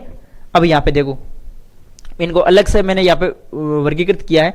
धात्विक खनिज, ऐसे खनिज जिसमें धातु के अंश की प्रधानता होती है, धात्विक खनिज कहलाते हैं। एलोमोसी, सोना चांदी को ताज टांग दियो, ये ट्रिक है। एलोमोसी, सोना चांदी को ताज टांग दियो। अगर आपके पास बुक नहीं है तो बुक मंगा लेना, बुक में सब कुछ लिखी हुई है, ठीक है। और ऐप से भी ऑर्डर कर लेना, ये ऐप में दे रखी है बुक। एलोमोसी, सोना चांदी को ताज टांग दियो। ए से एल्यूमिनियम, लो से लोहा, मो से मैग्नीज, सी से सीसा जस्ता, सो से सोना चांदी, को से क्रोमायम, ता से तांबा, जस्ता, टंगस्टन, ये टंगस्टन हो जाएगा। तो ये प्रिय विद्यार्थियों जो है वो धात्विक खनिज के उदाहरण है, ये सब धात्विक खनिज है, ठीक है। ट्रिक याद रखना, एलोमोसी, सोना चांदी को ताज टांग दियो। अधात्विक खनिज में ऐसे खनिज जिसमें धातु के अंश की प्रधानता नहीं होती है, ऐसे खनिजों को कहते हैं अधात्विक खनिज। और अधात्विक खनिज की ट्रिक है, जीरा, हीरा, पन्ना, मूंगा सब फिर अंग्रेज ले गई। जीरा, हीरा, पन्ना, मूंगा सब फिर अंग्रेज ले गई। जी से जिप्सम, रॉ से रॉक फॉस्फेट, हीरा से हीरा, पन्ना से पन्ना, मुंह से मुल्तानी मिट्टी, गा से गोरनेट, फिर संगमरमर, फिर फिरोज, अबरक, अंग्रेज, ठीक है। ये अबरक याद रखना, ग्रेफाइट याद रखना, ये सब आपके अधात्विक खनिज है। अब कौन से धात्विक है, कौन से अधात्विक है, वो तो आप ट्रिक याद कर लेना। जीरा, हीरा, पन्ना, मूंगा सब फिर अंग्रेज ले गए, ये तो अधात्विक खनिज की ट्रिक हुई। और धात्विक खनिज की ट्रिक हुई, एलोमोसी, सोना चांदी को ताज टांग दियो, ठीक है। 1.5 घंटा हो गया प्यारे विद्यार्थियों लगातार। चलो नेक्स्ट, लोहे धातु प्रदान। लोहे हिस्सक में देखो, भारत में लोहे अधिक मात्रा में उपलब्ध है, यहाँ एशिया का विशालतम लोहे हिस्सक है। भारत में लोहे हिस्से के 2 प्रकार हैं। भारत में तो 2 ही प्रकार है लोहे हिस्से के, पूछे वैसे तो लोहे हिस्से कितने प्रकार है? 5 प्रकार बताए थे मैंने आपको, magnetite, haematite, limonite, siderite, laterite. लेकिन भारत में लोहे हिस्से के 2 ही प्रकार हैं, एक तो है मैग्नेटाइट, एक है हेमेटाइट। ये भारत में लोहे हिस्से के 2 ही प्रकार है, ध्यान रखना। इसकी सर्वोत्तम गुणवत्ता के कारण विश्व भर में जो है मांग है। भारत में लोहे हिस्से के प्रमुख क्षेत्र जैसे कि ओडिशा हो गया, झारखंड हो गया, छत्तीसगढ़ हो गया, कर्नाटक हो गया, गोवा हो गया, ये प्रमुख क्षेत्र हैं, ठीक है, लोहे हिस्से के बारे में। फिर देखो मैग्नीज। मैग्नीज एक महत्वपूर्ण कच्चा माल है। इसका प्रयोग मिश्रित धातु तथा विनिर्माण के लिए किया जाता है। ये मुख्य रूप से जो है इस्पात बनाने के प्रयोग में लिया जाता है। 1000 किलो इस्पात बनाने में जो है वो 10 किलो मैग्नीज की आवश्यकता होती है। और प्रमुख क्षेत्र की बात करें तो ओडिशा, कर्नाटक और महाराष्ट्र है। लोहे खनिज में देखो बॉक्साइट और तांबा के बारे में, बॉक्साइट के बारे में बता रखा 4 बातें, 3 बातें कि ये एक ऐसा है जिसका प्रयोग एल्यूमिनियम के विनिर्माण में किया जाता है।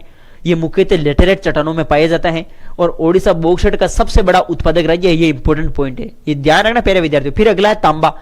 तांबा जो है इसका प्रयोग किसके लिए होता है? बिजली की मोटर है, ट्रांसफार्मर है, जनरेटर है आदि बनाने में जो है, विद्युत के उपकरण बनाने में जो है वो तांबा का काम में लिए जाते, तांबे के तार काम में लिए जाते हैं।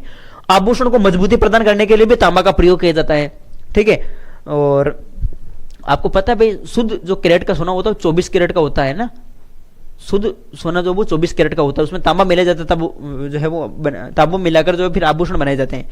झारखंड के सिंह भूमि, मध्य प्रदेश और बालाघाट में जो है वो तांबा देखने को मिलता है। ये प्रमुख क्षेत्र हो गए। ठीक है, अब कुछ क्वेश्चन है जो कि आपके ऑब्जेक्टिव में बन रहे हैं, तो वो मैंने यहाँ बना लिए, आपके लिए लिख लिए हैं। ये देखो, मैग्नीज उत्पादन में भारत का विश्व में स्थान कौन सा? मैग्नीज का उत्पादन तृतीय स्थान है, भारत का तृतीय स्थान विश्व में। ठीक है, एक टन इस्पात बनाने में कितने मैग्नीज का उपयोग होता है? 10 किलोग्राम। एक टन इस्पात बनाने में 10 किलो मैग्नीज की आवश्यकता होती है। उड़ीसा किस खनिज का सबसे बड़ा उत्पादक है? मैग्नीज का। ध्यान, उड़ीसा मैग्नीज का उत्पादक है। एल्यूमिनियम बनाने के लिए किस खनिज की आवश्यकता पड़ती है? बॉक्साइट की आवश्यकता पड़ती है। किसकी? बॉक्साइट की। सीमेंट उद्योग का सबसे प्रमुख कच्चा माल क्या है? चूना पत्थर है। सीमेंट उद्योग का सबसे प्रमुख कच्चा माल है चूना पत्थर।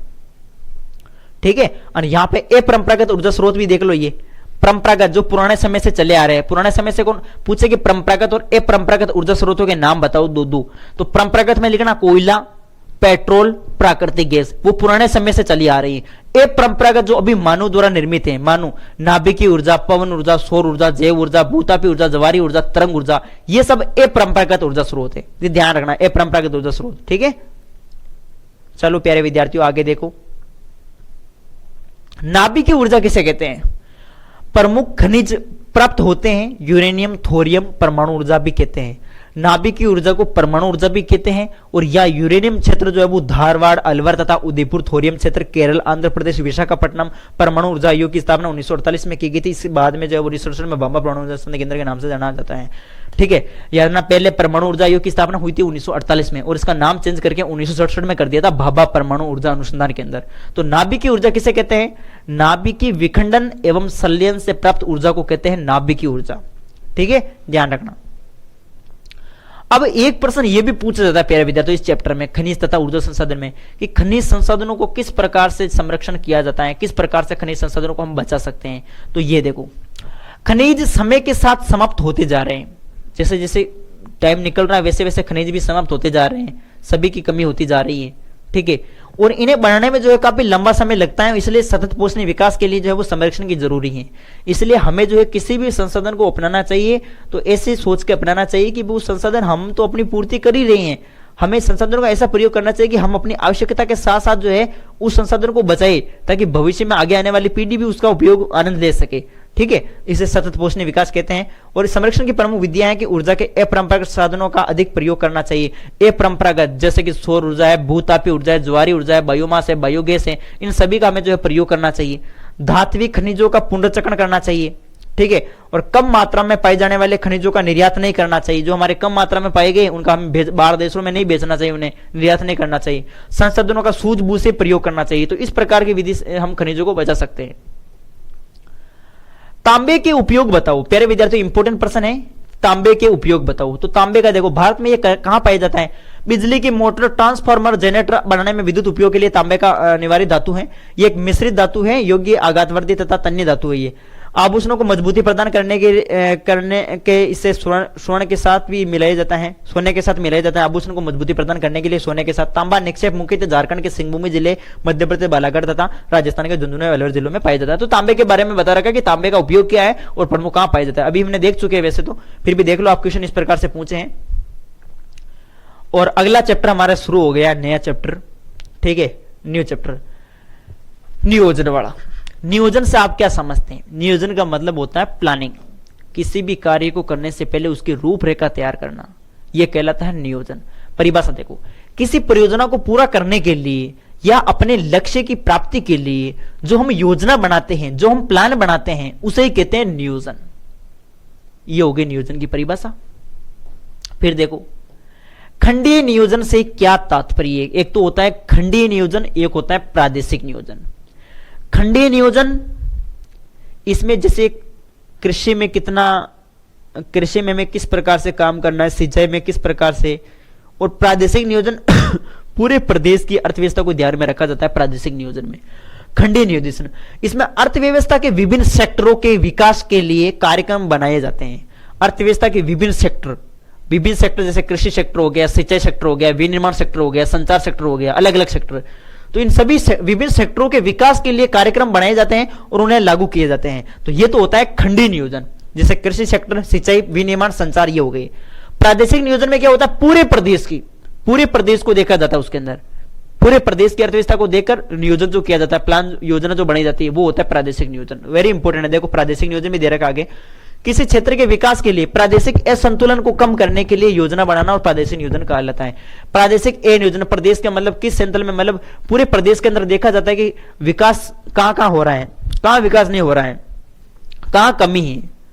मान लो हमने किसी भी योजना लागू की, सरकार ने कोई भी योजना लागू की प्रदेश के अंदर, ठीक है, क्या उस योजना को सभी को लाभ मिल रहा है या नहीं मिल रहा है, किसी एक को या मिल रहा है, अलग सभी को मिलना चाहिए, कुल मिला के बात ये है, ठीक है। इसमें पूरे प्रदेश की अर्थव्यवस्था को देखा जाता है।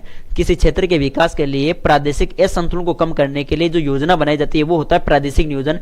इसमें जो भी सरकार योजना बना रही है तो उससे सभी को फायदा हो, सभी उसका लाभ उठाए, ये देखा जाता है प्रादेशिक नियोजन में, ठीक है। तो खंडीय नियोजन और प्रादेशिक नियोजन दोनों में इंपॉर्टेंट, उसमें अलग अलग सेक्टर को देखा जाता है, ठीक है, और इसमें पूरे प्रदेश में दोनों ध्यान रखना, खंडीय और प्रादेशिक नियोजन वेरी इंपॉर्टेंट। भारत के विकास में प्रादेशिक विषमताएं हैं, कथन को उदाहरण सहित समझाइए, लिखिए। भारत के विकास में प्रादेशिक विषमताएं हैं, कथन को उदाहरण। भारत के आंतरिक भागों की तुलना में, देखो वेरी इंपॉर्टेंट प्रश्न है, ध्यान रखना प्यारे विद्यार्थियों, इसको देखो एक बार। भारत के आंतरिक भागों की तुलना में तटीय प्रदेश अधिक निर्धन है, ठीक है। यहां पे प्रश्न है कि भारत के विकास में प्रादेशिक विषमताएं हैं, ठीक है, भारत के विकास में प्रादेशिक विषमताएं हैं, यानी कि जो लाभ है वो सभी तक नहीं पहुंच पा रहा है।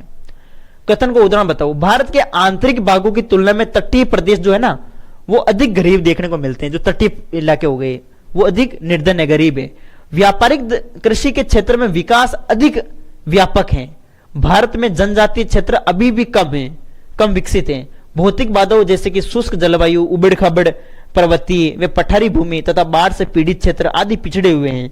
भिन्न भिन्न क्षेत्रों में साक्षरता दर में भी प्रमुख हमें विषमताएं देखने को मिलती है, ठीक है। इस तरीके से इसका आंसर आप लिख देना, वेरी इंपॉर्टेंट प्रश्न है ये।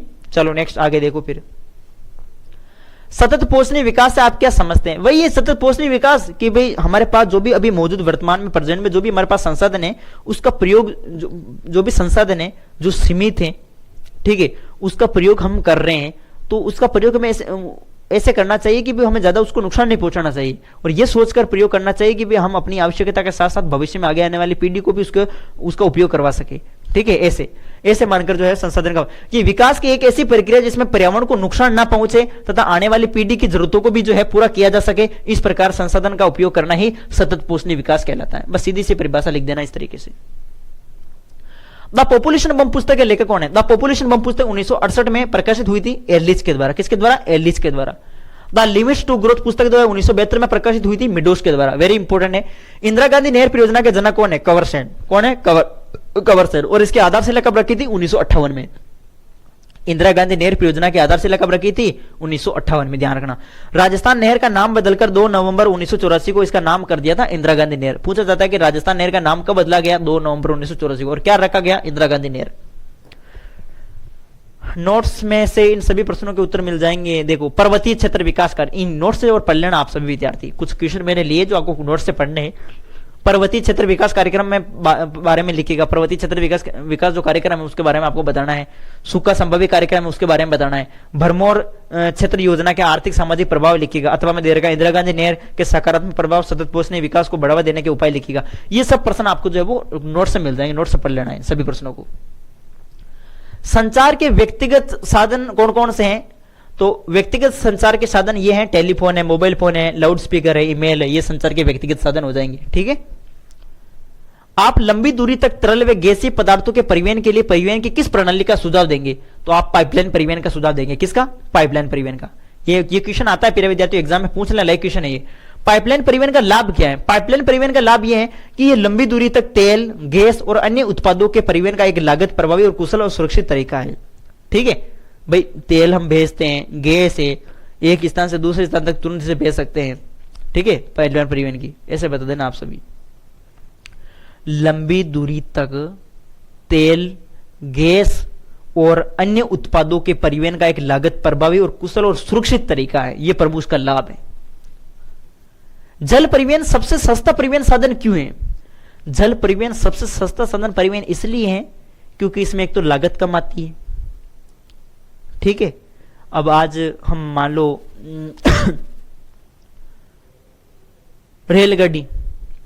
रेलगाड़ी निकलवाएंगे, रेलगाड़ी के जरिए हम सामानों को इधर उधर भेजेंगे, ठीक है। तो उसमें क्या है कि पटरियां बिछाने में हमें खर्चा कितना आएगा, इसमें किसी प्रकार खर्चे की जरूरत नहीं।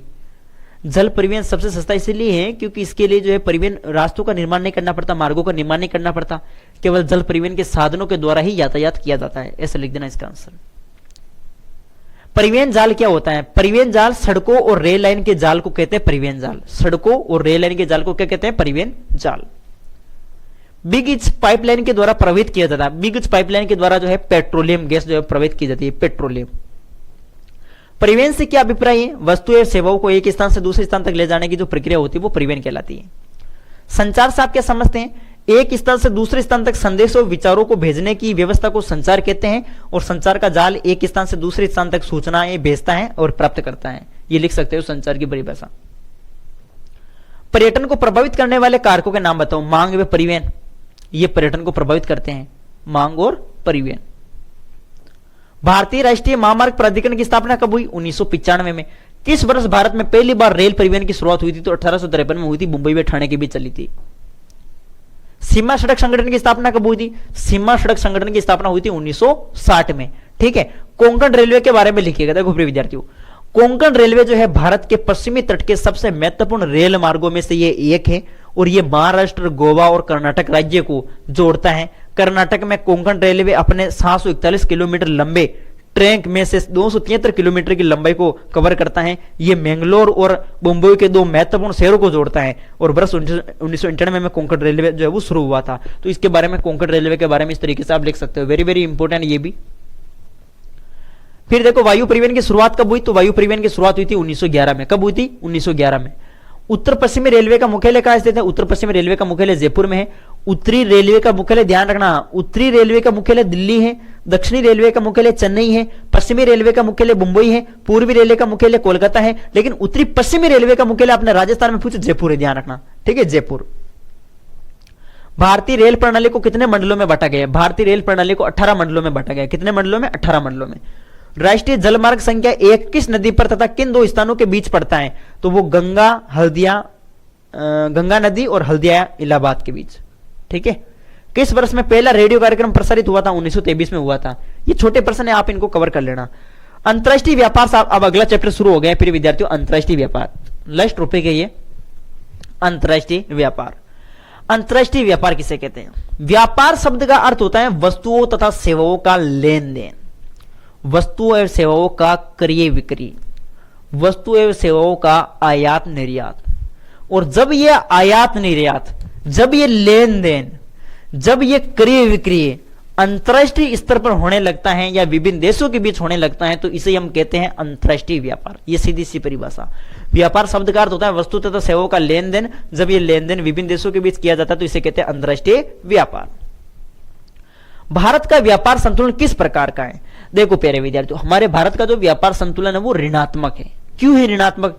क्योंकि हम क्या करते हैं, क्यों ऋणात्मक इसलिए प्रिय विद्यार्थियों, क्योंकि हम क्या करते हैं, हम यहां पे जो है निर्यात की तुलना में जो है वो क्या करते हैं, आयात अधिक करते हैं। मतलब जो प्रोडक्ट है, वस्तु जो है, उसको हम भेजते कम है, भेजते कम है, मंगवाते हैं बाहर से, सामानों को बाहर से मंगवाते हैं।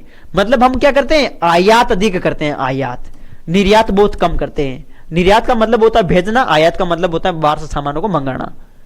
भारत का सर्वाधिक जो व्यापार होता है वो एशिया के देशों के साथ होता है। भारत का सर्वाधिक जो व्यापार होता है वो किन देशों के साथ होता है? एशिया के देशों के साथ होता है। भारत सर्वाधिक जो है वो निर्यात विनिर्मित वस्तुओं का करता है, पेट्रोलियम का तथा सर्वाधिक यातायात करता है, ठीक है। तो इसे बता देना आप सभी। और भारत जो अपना अधिकांश जो विदेशी व्यापार करता है वो समुद्र व वायु मार्गों के द्वारा करता है, ये भी लिख सकते हो आप। भारत का व्यापार संतुलन किस प्रकार का है? ऋणात्मक है। ये तो रिपीट हो गया क्वेश्चन।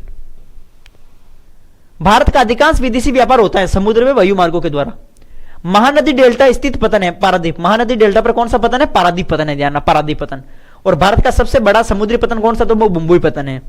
फिर है कि भारत द्वारा आयात की जाने वाले किन्हीं दो प्रमुख वस्तुओं के नाम लिखेगा, तो एक तो ईंधन पेट्रोलियम है और एक तो पूंजीगत सामान, ठीक है। ईंधन पेट्रोलियम पूंजीगत सामान, ये लिख सकते हो आप सभी। किन्हीं दो राज्यों के नाम बताइए जहां दो दो पतन है। एक तो पश्चिम बंगाल में कोलकाता हल्दिया पतन है, तमिलनाडु में चेन्नई और तूतीकोरन पतन है, ये ऐसे बता देना। भारत के निर्यात संगठन में आए परिवर्तन का उल्लेख कीजिएगा। भारत निर्यात संगठन में समय के साथ आए बदलाव निम्नलिखित है। अंतरराष्ट्रीय प्रतिस्पर्धा के कारण, ठीक है, होड़ाहोड़, प्रतिस्पर्धा का मतलब होड़ाहोड़, होड़ाहोड़ के कारण कृषि और संवर्गीय उत्पादों का हिस्सा घटा है। पेट्रोलियम के मूल्य में जो है वृद्धि एवं देश में जो है वो तेल शोधन क्षमता बढ़ने के कारण पेट्रोलियम तथा अपरिष्कृत उत्पादों एवं अन्य वस्तुओं में जो है वो क्या देखने को मिली है, हमें वृद्धि देखने को मिली है, ठीक है, वृद्धि हुई है। फिर अगला क्वेश्चन देखो, हल्दिया पतन कहां स्थित है? हल्दिया पतन कोलकाता से 105 किलोमीटर अंदर अनुप्रहा पर स्थित है, ठीक है। हल्दिया पतन ध्यान रखना कोलकाता में स्थित है, आप ऐसे कर देना कोलकाता। फिर यहां पे देखो अगला क्वेश्चन, अंतरराष्ट्रीय व्यापार में परिवहन के प्रमुख साधन तथा उनकी प्रमुख भूमिका और महत्व बताइए। वेरी इंपॉर्टेंट प्रश्न है ये। अंतरराष्ट्रीय व्यापार में जो है वायु परिवहन तथा जल परिवहन का विशेष महत्व देखने को मिला है। वायु परिवहन द्वारा जो है वो उच्च मूल्य और शीघ्र खराब होने वाली वस्तुओं का जो है वो, जबकि जल परिवहन द्वारा भारी वस्तुओं को परिवहित किया जाता है, ठीक है। तो ये ध्यान रखना प्रिय विद्यार्थियों, जितने भी जो भारी जो वस्तुएं हैं, भारी वस्तु के लिए कौन सा परिवहन सबसे बेस्ट है? जल परिवहन सबसे बेस्ट है, जल परिवहन, ठीक है। और वायु परिवहन द्वारा जो उच्च मूल्य की वस्तुएं हैं, ठीक है, वो उसका जो है वो परिवहित किया जाता हूं, ये लिख सकते हो, ठीक है। नेक्स्ट फिर आगे देखते हैं, पतन भी पोताश्रय में अंतर बताओ। ये प्रश्न आपके पूछने लायक क्वेश्चन है और ये इंपॉर्टेंट प्रश्न भी है, ये आएगा 100% चांस बनता है इसका। पतन, ये जो होता है पतन, ये सड़क व रेल मार्ग से जुड़ा होता है। पतन देखो, पतन क्या है? पतन पर जहाजों में सामान चढ़ाने व उतारने की सुविधा होती है, ठीक है। यहां पर समुद्र व स्थल दोनों मिले होते हैं। और पोताश्रय की बात करें तो पोताश्रय पर जहाज समुद्री लहरों तथा तूफानों से सुरक्षा प्राप्त करते हैं।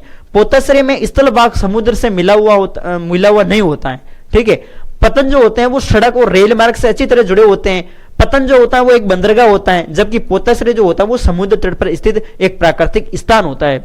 स्थान होता है आपके कौन है? पोताश्रय। और पतन एक बंदरगाह होता है, ठीक है, ऐसे बता देना आप सभी। नेक्स्ट, द्विपार्श्विक व्यापार और बहुपार्श्विक व्यापार, ये भी प्रश्न पूछने लायक है। द्विपार्श्विक, द्वि मतलब क्या होता है? दो। द्वि मतलब क्या होता है? दो देशों के मध्य जो व्यापार होता है वो होता है द्विपार्श्विक व्यापार। और बहु मतलब होता है अनेक, अनेक देशों के साथ मध्य होने वाला जो व्यापार होता है वो बहुपार्श्विक व्यापार है। बस सीधी सी परिभाषा। पृष्ठ प्रदेश जिसे हम कहते हैं हिंटरलैंड, इससे क्या आप समझते हैं? पृष्ठ प्रदेश जो होता है वो किसी पतन का वह विस्तृत भूभाग है जहां से आयात व निर्यात की जाने वाली वस्तुएं वितरित तथा प्राप्त की जाती है, उसे कहते हैं पृष्ठ प्रदेश, ठीक है प्यारे विद्यार्थियों। ये सभी मोस्ट क्वेश्चन, इनको आप जरूर याद कर ले। चलो आगे देखो फिर, किन्हीं दो सर्वाधिक प्रदूषित नदी कौन सी है? तो गंगा व यमुना है प्रदूषित नदियां। कोई एक रोग जलजन्य है, अतिसार जो है, अतिसार जिसे हम डायरिया रोग कहते हैं, दस्त हो जाती है इससे, तो कोई एक रोग जलजन्य है वो अतिसार हो जाएगा, दस्त डायरिया रोग। अम्ल वर्षा का एक कारण है वायु प्रदूषण। वायु प्रदूषण अम्ल वर्षा का कारण है। ध्वनि के मापने की इकाई कौन सी है? तो ध्वनि के मापने की इकाई है डेसिबल। और धारावी गंदी बस्ती किस राज्य में? धारावी गंदी बस्ती है महाराष्ट्र के अंदर, मुंबई महाराष्ट्र में, ठीक है। हेपेटाइटिस बीमारी का मुख्य कारण क्या है? जल प्रदूषण। हेपेटाइटिस जो बीमारी, इसका मुख्य जो कारण है वो जल प्रदूषण है। वायु प्रदूषण के कोई 4 स्रोत लिखेगा। तो वायु प्रदूषण के 4 स्रोत हैं, देखो, धुआं, जीवाश्म ईंधन का दहन और खनन, ये लिख सकते हो। अम्लीय वर्षा का मुख्य कारण क्या है? अम्लीय वर्षा, तो उद्योगों से निकलने वाले गंधक व नाइट्रोजन के ऑक्साइड अम्लीय वर्षा का मुख्य कारण है, ठीक है। जो कारखाने वगैरह है, उद्योग जो है, उनसे निकलने वाला जो है धुआं, गंधक और नाइट्रोजन के ऑक्साइड, ये अम्लीय वर्षा का प्रमुख कारण है। वायु प्रदूषण से होने वाले 2 बीमारियां, एक तो देखो श्वसन तंत्र से संबंधी बीमारी हो जाती है और रक्त संचरण संबंधी रोग हो जाते हैं, ठीक है। भू निम्नीकरण क्या है? कृषि योग्य भूमि पर दबाव के कारण इसकी गुणवत्ता यानी क्वालिटी में जो है वो ह्रास होने लगता है, कमी होने लगती है। अस्थायी उत्पादकता में कमी ही भू निम्नीकरण कहलाता है। भूमि की गुणवत्ता में कमी भू निम्नीकरण कहलाता है। नमामि गंगे कार्यक्रम क्या है? तो गंगा नदी का राष्ट्रीय महत्व है, अतः इसकी सफाई के लिए चलाया गया कार्यक्रम है। गंगा नदी की सफाई के लिए जो कार्यक्रम चलाया गया था उसको बोलते हैं नमामि गंगे कार्यक्रम। वेरी मोस्ट इंपोर्टेंट है ये भी। भारत में गंदी बस्तियों की कोई 4 समस्या, ये तो आप कर लेना प्यारे विद्यार्थी। क्या है गंदी बस्तियों की समस्या? प्रमुख कूड़ा करकट की समस्या है। उच्च जनसंख्या घनत्व के कारण गंदी बस्तियां न्यूनतम वांछित आवासीय क्षेत्र होते हैं जहां स्वास्थ्य सुविधा, खुली हवा, प्रकाश आदि आधारभूत आवश्यकताओं का अभाव होता है। कम वेतन प्राप्त होने के कारण इन बस्तियों में निवास करने वाले लोग अपने बच्चों को उचित शिक्षा दिलाने में सक्षम नहीं होते हैं।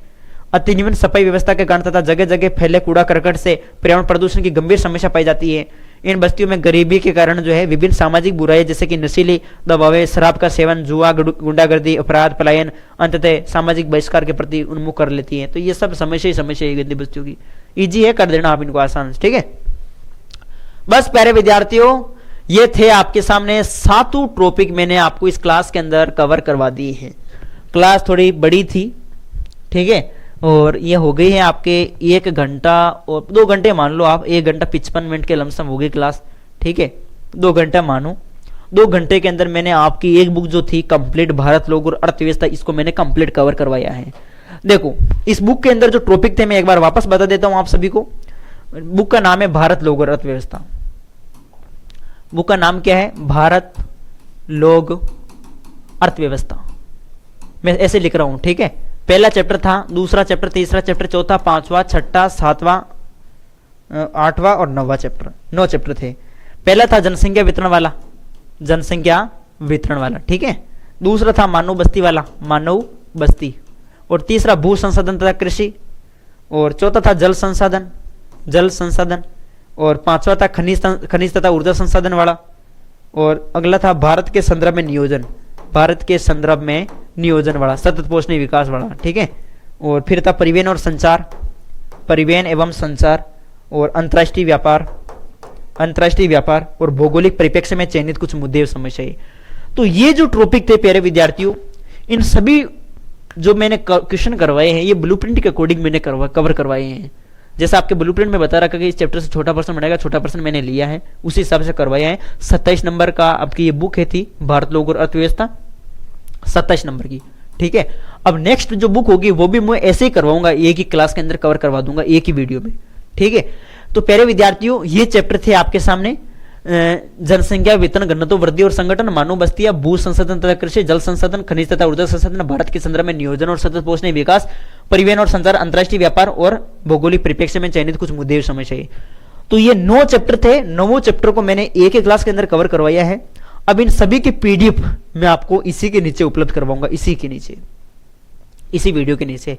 आप उसको रिवीजन मारते रहना और इस क्लास को आप फटाफट सेकंड स्पीड में 2 बार, 3 बार, 4 बार, 5 बार, हो सके तो 6, 7, 8 बार देख लेना एग्जाम से पहले पहले, ठीक है। अच्छे से रिवीजन मार लेना, 100% है, बहुत सारे क्वेश्चन देखने को मिल जाएंगे इस क्लास में से, ठीक है प्यारे विद्यार्थियों।